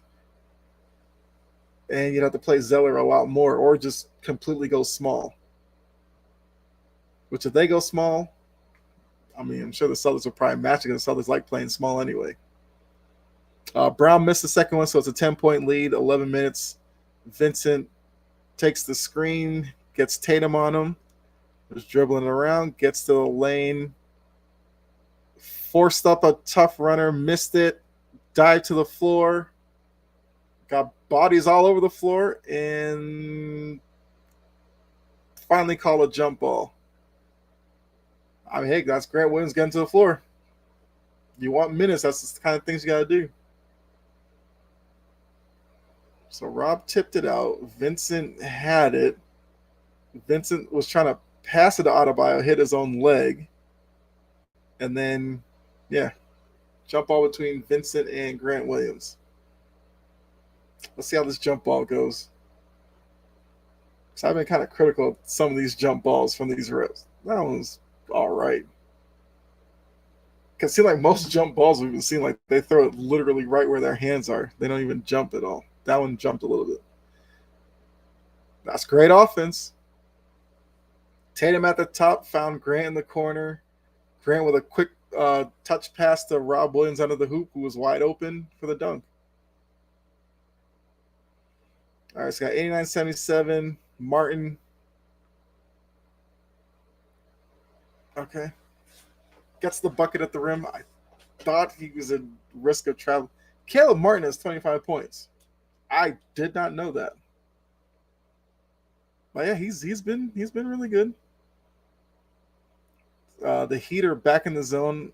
Once again, I think this is to Grant Williams took his eye off the ball. So the Heat are going to go zone, it seems like, to probably protect Adebayo defensively. But the last possession, Adebayo got pulled away from the hoop, and Rob Williams had an open dunk. And Duncan Robinson knocks in a three. It's now 89-82. Celtics with a 7-point lead, 9:40 to go in the fourth. All right, Brogdon has it up top, gets it to Tatum, who has Lowry on him. Gets it to Brown. Brown with the pull-up over Adebayo, knocks it in. Good bucket from Jaylen Brown. 91-82, Celtics with a 9-point lead. Lowry coming back the other way. Gives it to Robinson, gives it back to him. He waves off Adebayo. Adebayo faces up Robert Williams. Gets into the lane. Up fake, up fake, up fake, up fake. Knocks it in.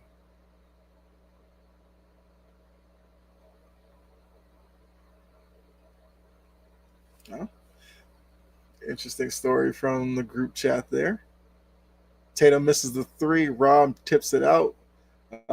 Duncan Robinson with the rebound. They missed Adebayo on the rim run, and they call a foul on Tatum. Even I'd have to see the replay on that one. Let's see. Okay, I mean Adebayo hooked Tatum down.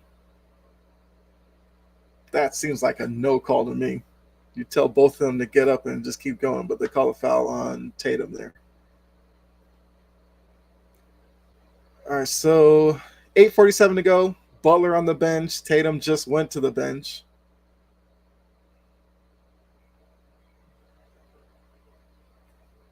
So I think what we're going to see here is Spoelstra's trying to steal some minutes of Butler on the bench. So we got 91-87. Duncan Robinson hits another three.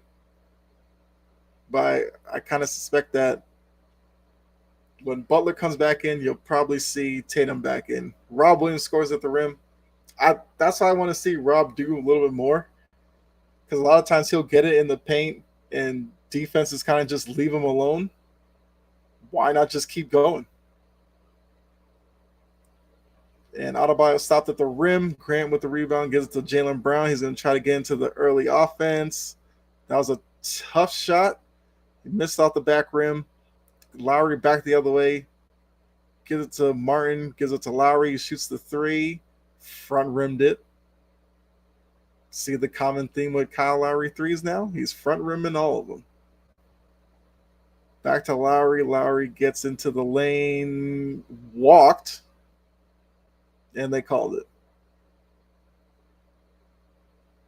And looks like Butler's coming back in.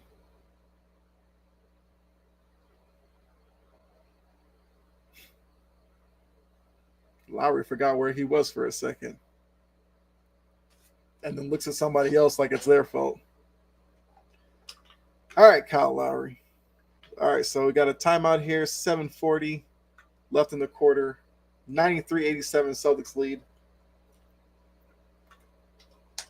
After the turnover from Kyle Lowry. So Butler's coming back into the game.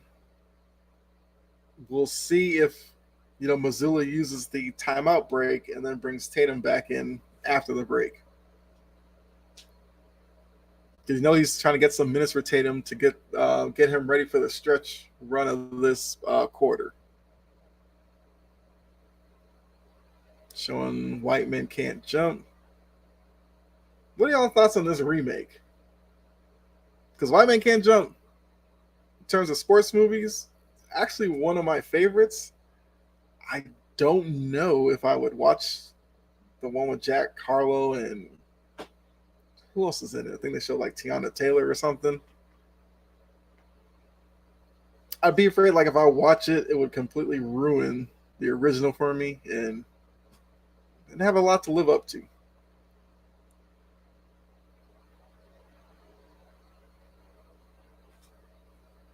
There we go. That's a question for you in the chat.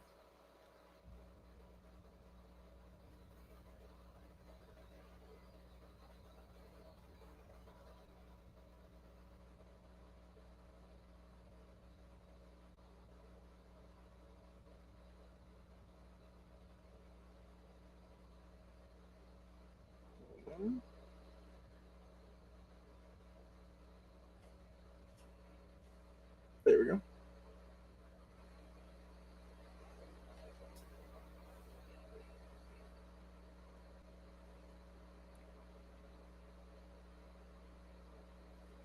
Yeah. So like I was saying, because like I said, they just showed a commercial of the White Man Can't Jump remake. Always tricky doing remakes of movies that were really popular. I might get it. They figured with you put Jack Harlow in it, maybe some people be like, "Oh, I know him," and they might watch it. But then other people like me, you look at the cast and you're just like, "No way, it's gonna be on level with the original one." So why waste the time? Luckily, it's not in theaters, so maybe one day I'm just, I don't know, starving for something to watch. I might put it on, but other than that, I've got no interest.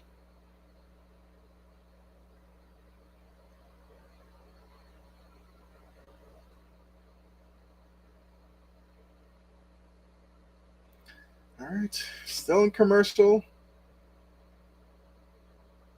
Celtics still up 6. We'll have the ball when we come back from the timeout because, like I said, Kyle Lowry turned it over before the break, and we're coming back to. All right, so we're back. Showing the TNT crew. Blah, blah, blah. So yeah, just a reminder. Sunday night, game 3. I will be here unless something comes up, but I should be here for another watch along with you. In terms of Western Conference games, we'll see. I just don't know right now if I'll do any of those. All right, so Brown, he kicks it out to Brogdon, got into the lane, missed it short. Lowry back the other way. Gives it to Vincent, who kicks it out to Lowry for 3. Missed that one as well. Then they call a foul on the floor on, I don't know if they call on Brown or Brogdon in the rebounding action, but they're saying like one of them held Adebayo. Yeah. Lowry's missing wide open threes. Them legs getting heavy. All right, screen for Robinson, comes off of it at the top, missed it out the back rim.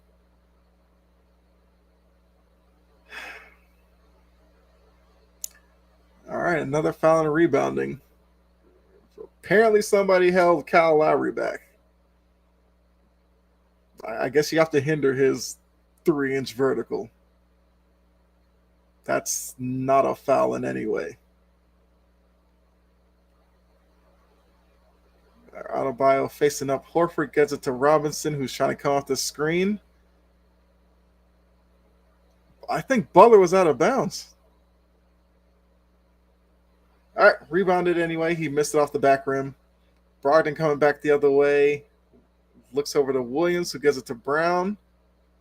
Brown back to Grant. Shoot at Grant. Knocks it in. Grant has earned minutes in game 3.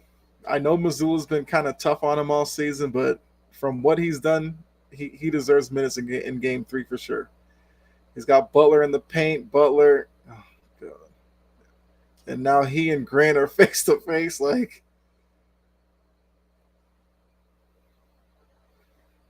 once again, I want some chippiness. Let's go.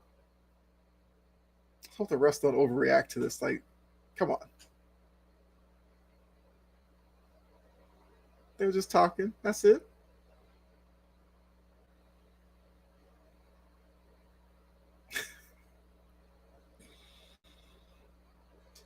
I mean, that's Grant's personality. Hold on. Like,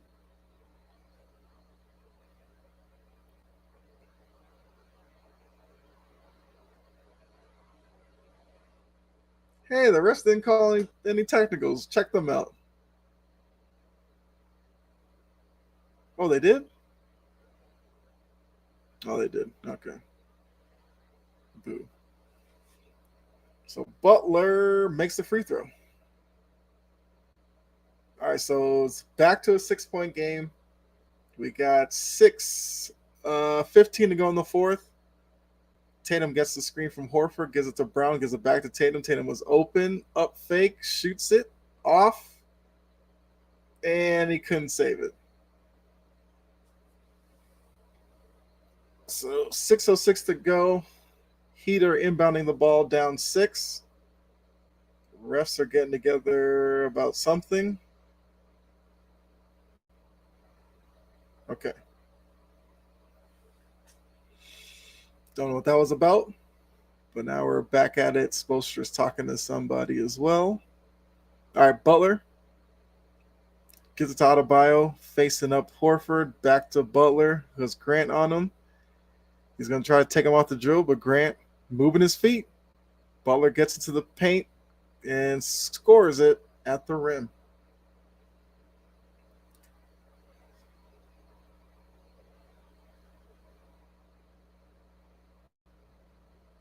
So it's 96-92. 5.5 to go. So apparently Butler and Grant are going to have this beef for the rest of the game. Brogdon gets to the lane, kicked it off to Grant. Grant gets into the lane, finishes for 2.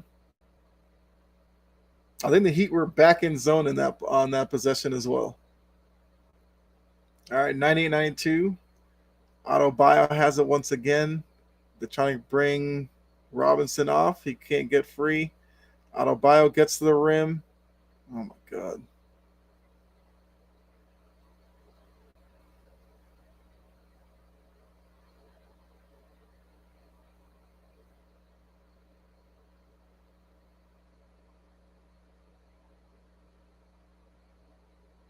All right. Adebayo's going to go to the line for 2. 4:57 left in the game. Adebayo's first, knocks it in. So we got 98-93. Celtics with a 5-point lead. Just under 5 minutes to go in the fourth. And Adebayo has one more free throw to cut the deficit to 4. He's taking his time. Lets it go. Knocks it in. All right. So Adebayo's numbers are 18 points, 12 rebounds, 8 assists. Adebayo's 2 assists shy of a triple-double. Horford at the top gives it to Jaylen Brown. They call a travel.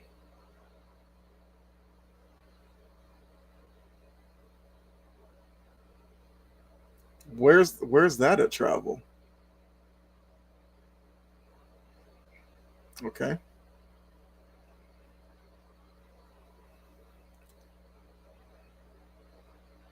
I guess Spoelstra's world, that was a travel. They called a travel. Robinson with the backdoor layup. It's now 98-96. Smart coming down.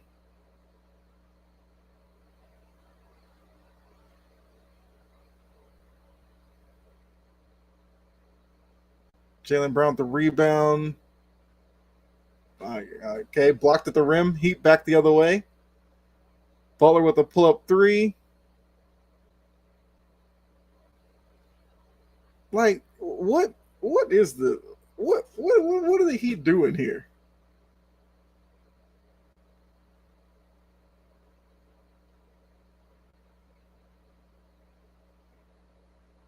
Butler and Adebayo kicking. Let's see this. Pull up.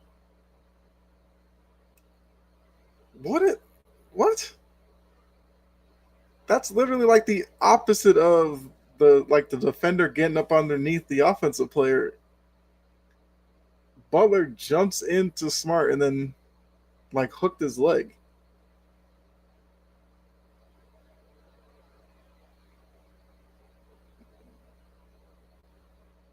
All right, well, we'll see. We'll see what they come back with. What call they make.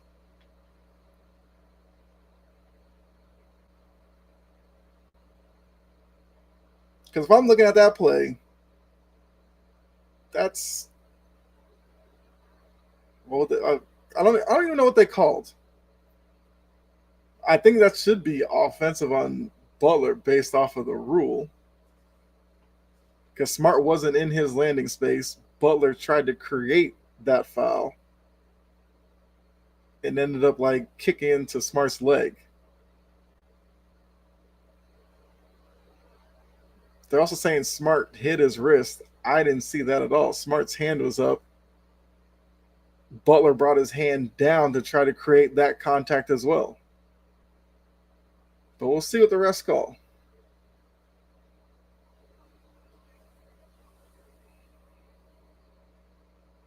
I can't wait for this movie.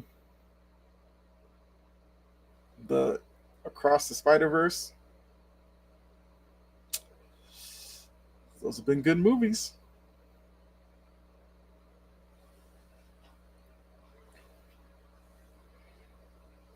Yeah. So we'll see when we come back from the break what is the result of the challenge.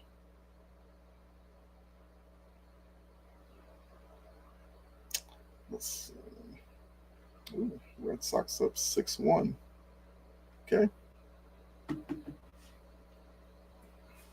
Yeah, what do you guys think the call's gonna be? So I guess the call on the floor was offensive foul on Butler. Spoelstra's challenging that, saying it should be a foul on Smart.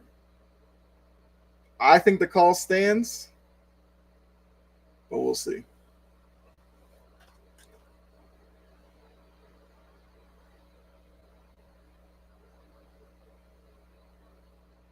All right, here we go.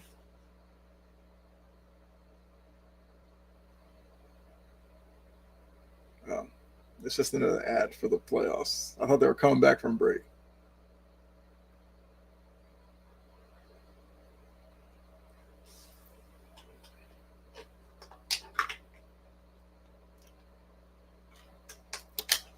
So yes, for those of you who are here, what's up? Say hey in the chat. Say what's up. We are waiting for them to come back to see the result of the challenge. The Heat are challenging the offensive foul on Butler, trying to say it should be a foul on Marcus Smart. The Celtics have a 2-point lead, so this could be a pivotal call in this game.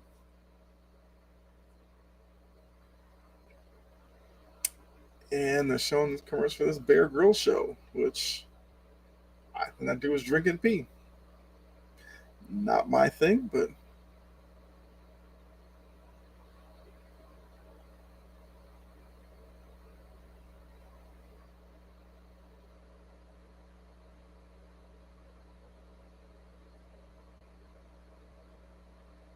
okay. So the call stands, like I said. Yeah, I don't know what Spoelstra and we're arguing. Butler absolutely created all that contact that they were trying to say.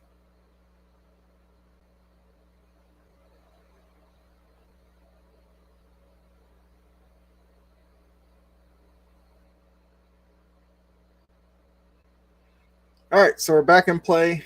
We're now at 4 minutes. It's 98-96.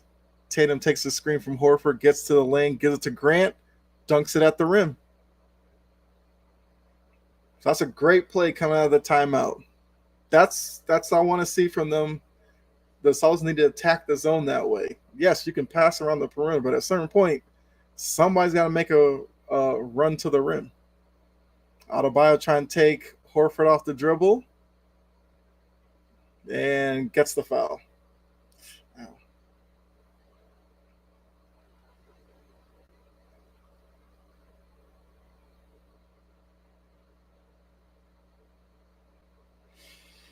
All right, so we got 3:33 left in the fourth. 4-point lead for the Celtics. Adebayo at the line for 2. For a big man, Adebayo is a great free throw shooter, which makes you wonder about some of these big men who struggle from the line. All right, so now Missoula calls timeout.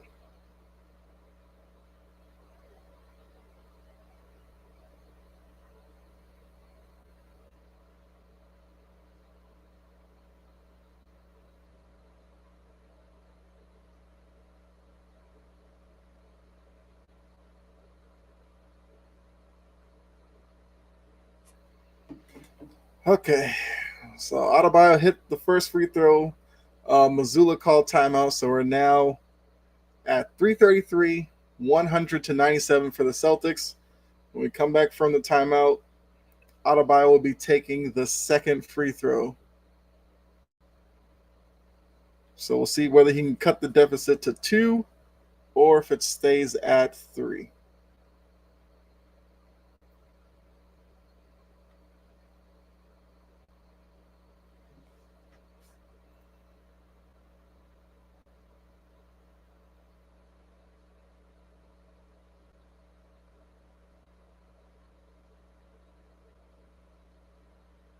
Okay.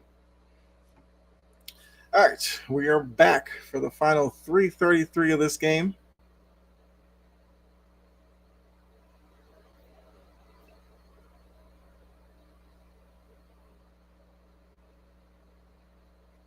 So they're showing the little pick and roll package of Celtics being successful against the zone.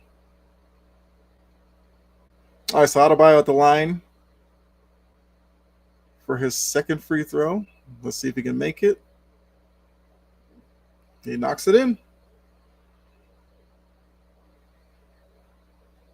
So 198, 3:25 to go. Smart comes across, gets a screen from Grant. Grant wins out to Tatum. Tatum's got Butler there. He's got Martin there. He got Vincent. Gives it to Williams in the paint. Williams up fakes on Adebayo. Missed it. All right, so Adebayo gives it to Butler. 3 minutes to go. Butler's got Grant on him. He gets into the lane. Pull up. Knocks it in. Got a tie ball game. 100 apiece. 2:52 to go in the game. All right, so Butler's now got 25. Smart lost the ball. I think Butler got away with something there. Maybe a double dribble. I don't know, but happened really quickly. He goes up against Grant and knocks it in. He'd have the 2-point lead.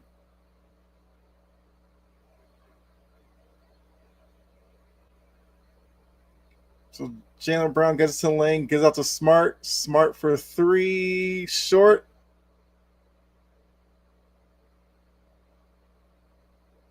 I'd have to see that. I don't know about that one.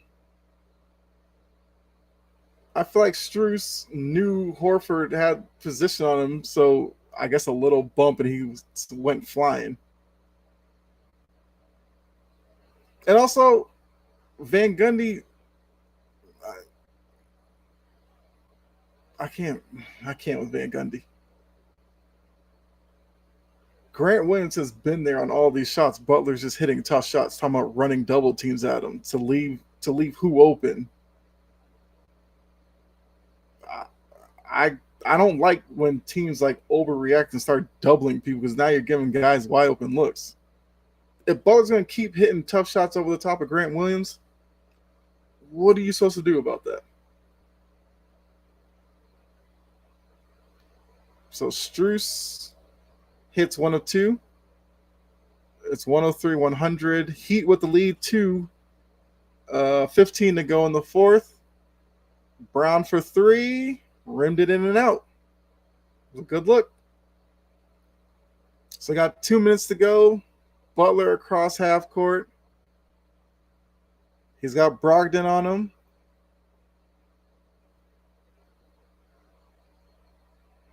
Butler pull up. Yeah, okay, Reggie Miller. I'd rather double at him. He missed the shot. That's why you're not coaching. Brown into the lane. Gets to Smart. Smart to Horford. Horford looking. Strus is hobbling. Pull up.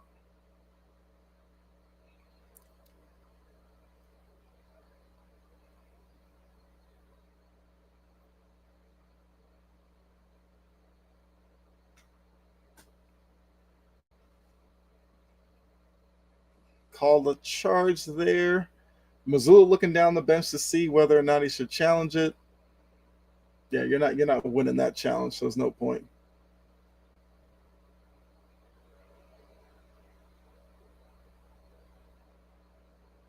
Adebayo across. So you got 10 seconds on the shot clock. You got Brogdon on Butler. Butler going to the rim. He tried to force a foul call, missed it. Adebayo tipped it back out to Vincent. Vincent has it. Rest. Okay, I guess something wrong with the shot clock. Way to kill the flow, rest.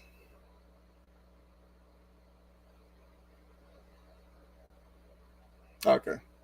Shot clock was saying 12. It should be 10. Okay. So I've got 5 seconds. Butler. Dribbling. Missed it. Adebayo with the...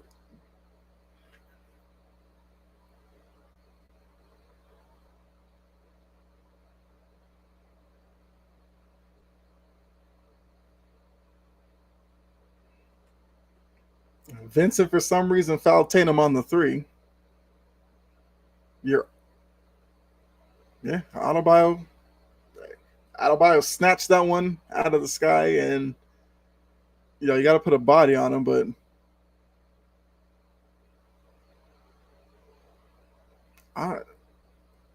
like you're up 5.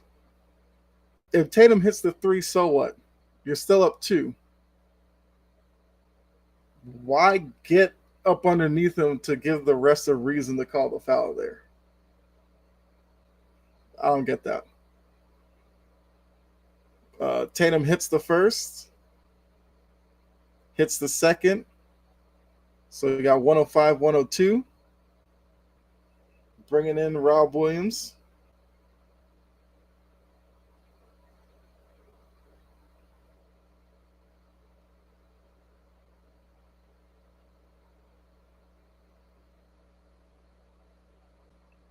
And Tatum knocks in the third.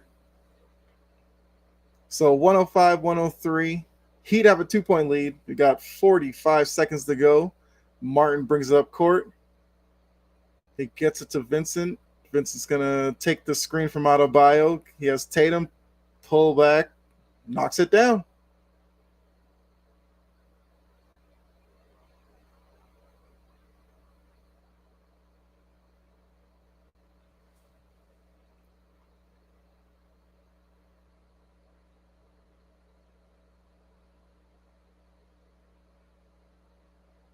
I mean, got Gabe Vincent getting away with a little nudge, but he still had to hit the shot, and he made it. So the Heat have a 4-point lead. So it's called timeout. They have to get a quick bucket here. You don't necessarily have to get a 3. The opportunity's there. Sure, you take it, but you got to get a quick 2. Try to do the foul game, extend the game out as much as you can.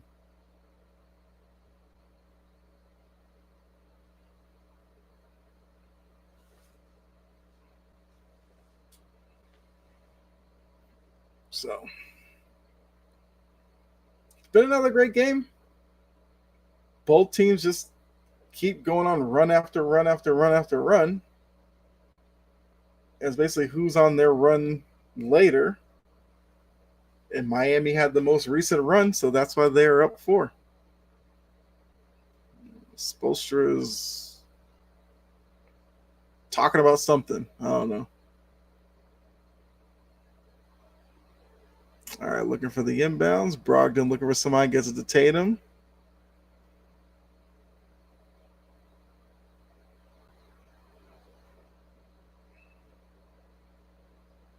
Tatum wanted to kick ball. Yeah.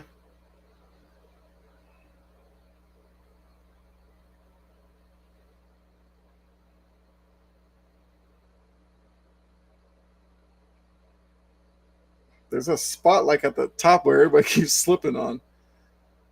But Tatum gets a foul at the rim on Adebayo.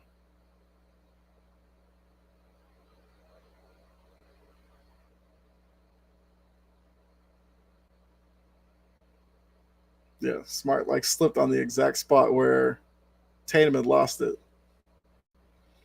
But Tatum's got 2 shots. Makes the first. So it's back to a one possession game. Gotta make the second one here, make it 2.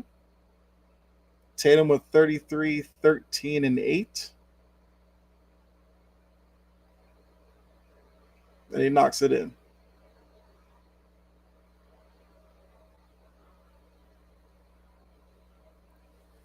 So 107, 105, 21 seconds to go in the fourth. And Van Gundy's going to keep talking about doubling Jimmy Butler for the rest of the game.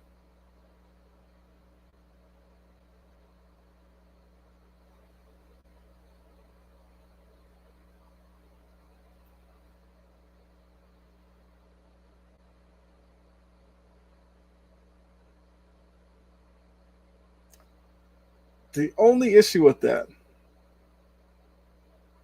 I feel like if you're going to sit there and double Butler, that's leaving, Adebayo or somebody like that free reign around the rim for offensive rebounds. Or whoever he kicks it out to.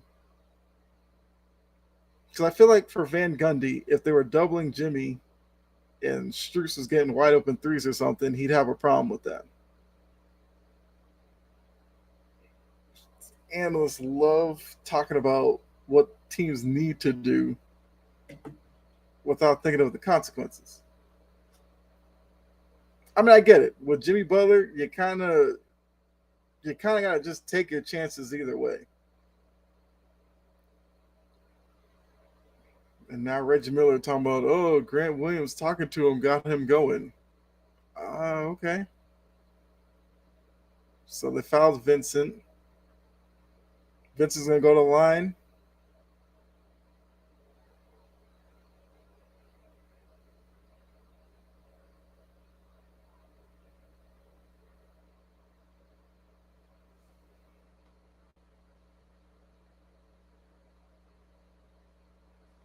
How do you miss that?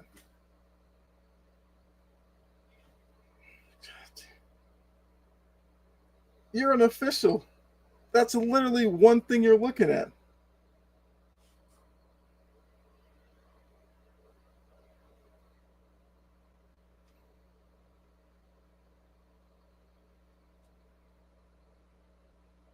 Wow.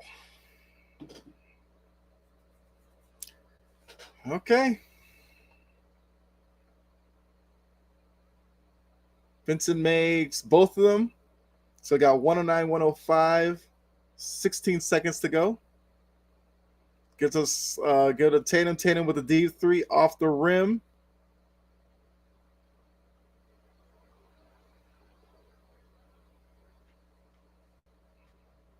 So the Heat are going to take this 2-0.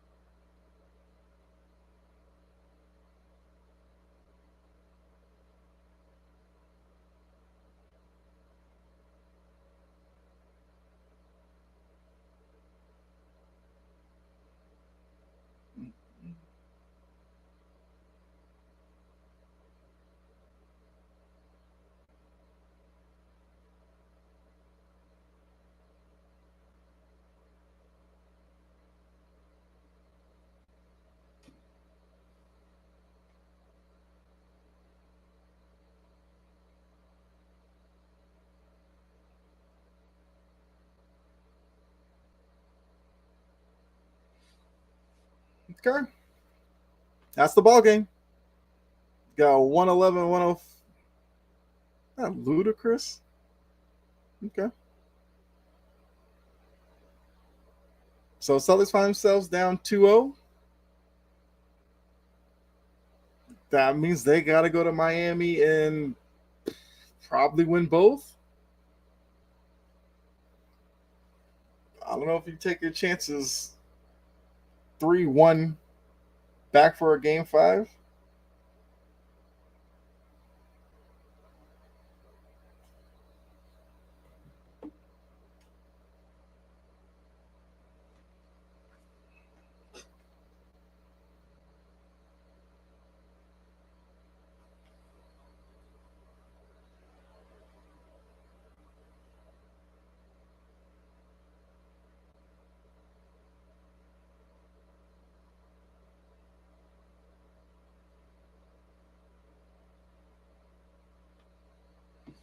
All right, so here we are.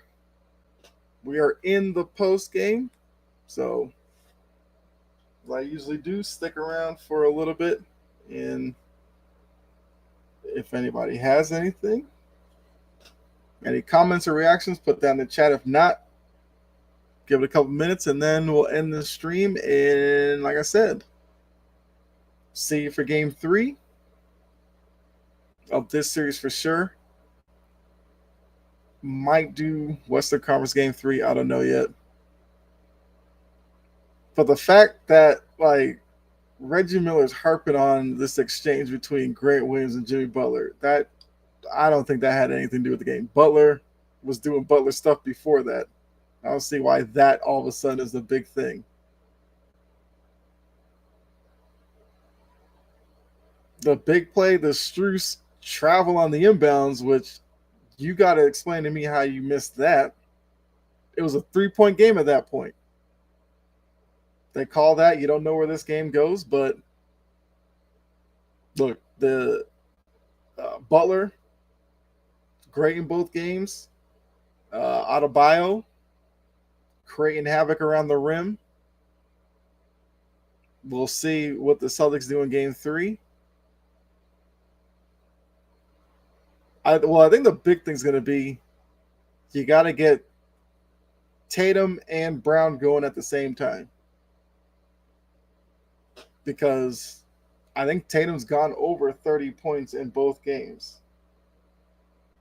And I feel like Brown has struggled to get to 20. So it is what it is at this point. You know, the Heat are going back home up 2-0. Absolutely deserve to be up 2-0. Now we're going to see what kind of road team the Celtics are. One thing I will say, Miami's not the toughest environment in terms of road teams. It can be kind of a type of crowd. So I don't know if that's going to be that big of a hindrance, but they got to figure out what to do with Butler and Adebayo. I think one adjustment might be play Rob Williams a little bit more, or at least line up Rob Williams minutes with Adebayo. I could see that being something you do. Like I said, Grant Williams has earned minutes in game 3, despite the fact that Reggie Miller keeps talking about him and Butler getting face to face. Okay. Horford has to get going.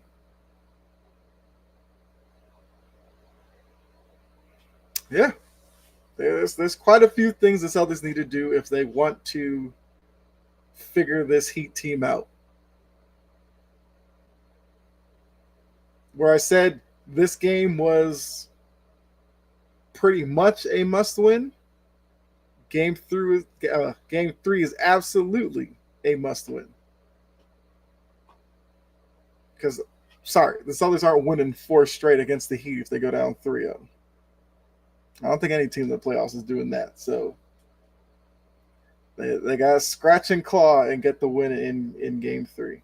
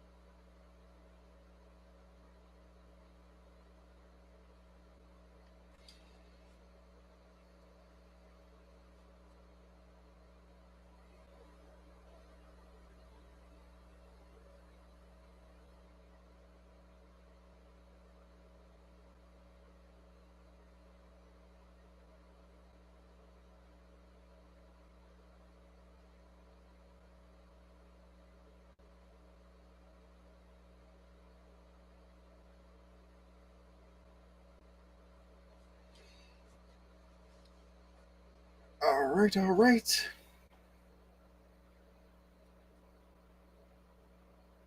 Yeah, just got some people, in the chat talking real quick. So anybody tuning in, you got any reactions? Put in the chat.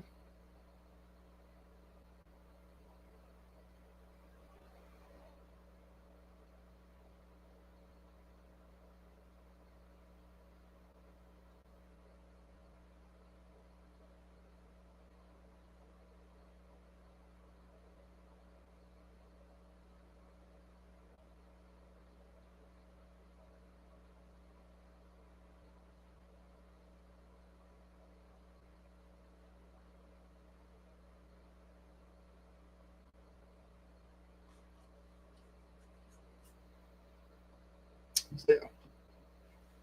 Let's see. Yeah, I mean, if nobody has any questions or comments, like I said about the game, Heat were better down the stretch in game two. I thought the Celtics played better in game two than game one. The Heat closed out game two better than the Celtics. That's why they got the win. Big call at the end with Strus traveling out of bounds on the inbounds that none of the rest were looking at when the lead was 3, but the Heat still had the lead at that point. So I can't sit here and say that if they call that, then automatically the Celtics tie the game up or anything like that. Um, so, yeah, going back and forth with the group chat that I'm in. Biggest difference in these first two games, Tatum and Butler, you could say, have offset each other. The problem is Bam outplaying Jaylen Brown. I would say Strus, Vincent, Strus, Vincent. I guess you could throw Robinson in there. Are outplaying Smart, White, and Horford. That's the difference in this series.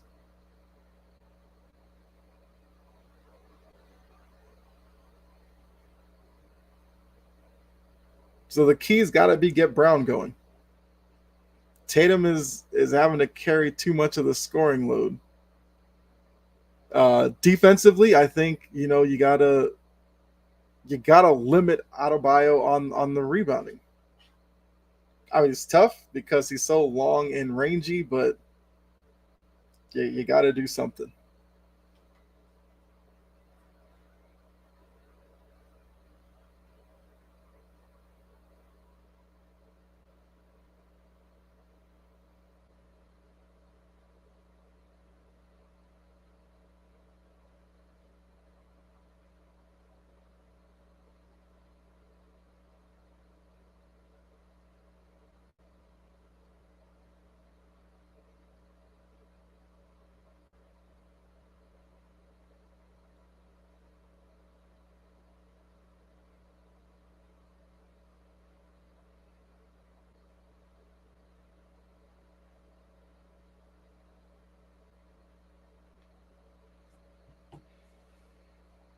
But yeah.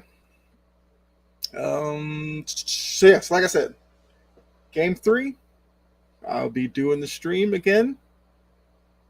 It'll be game 3 down in Miami. Heat up 2-0. Still haven't decided yet about tomorrow night, game 3 of the Western Conference Finals. Not sure. We will see. But yeah. I guess we'll end it here. I'm as a Celtics fan, I would love to have a different result, but it is what it is at this point. This is what kills me about the Miami Heat. They, I don't even know what to say about them.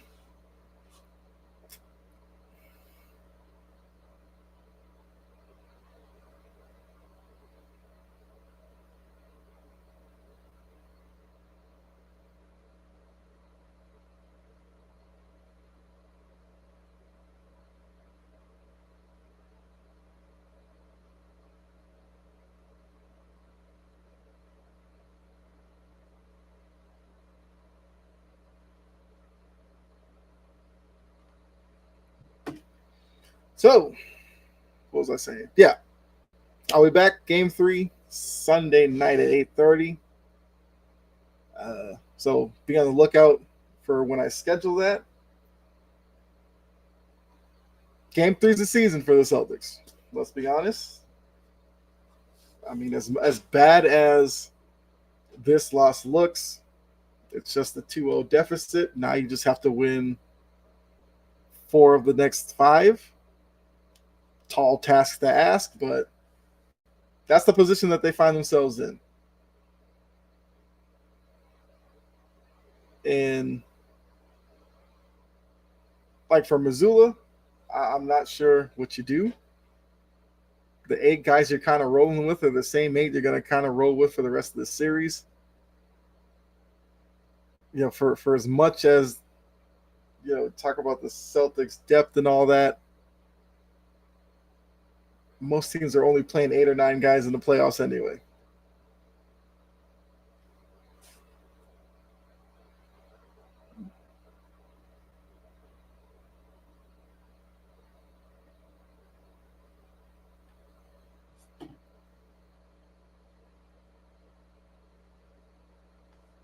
So yeah, I guess that's it for me.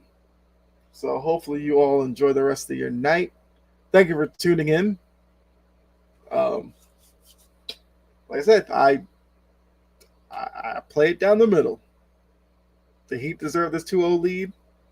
Celtics have some things they got to figure out. Otherwise, this series could end pretty early. But we'll see what happens in between now and then. So until Sunday, hold on, they're showing this again about Tatum in the fourth. How about we talk about the defense from Miami in the fourth when they had 2-3 guys around them? But God, these TV people kill me. Anyway, if I talk about that, that's beginning another 2 hours. So I've been on here long enough. Enjoy, you guys. Like I said, look out for Sunday. Maybe tomorrow as well for the Western Conference. We'll see what I'm doing. See if I'm available to do that, because I would love to do a watch along for that game as well, because I think that series is interesting to me as well.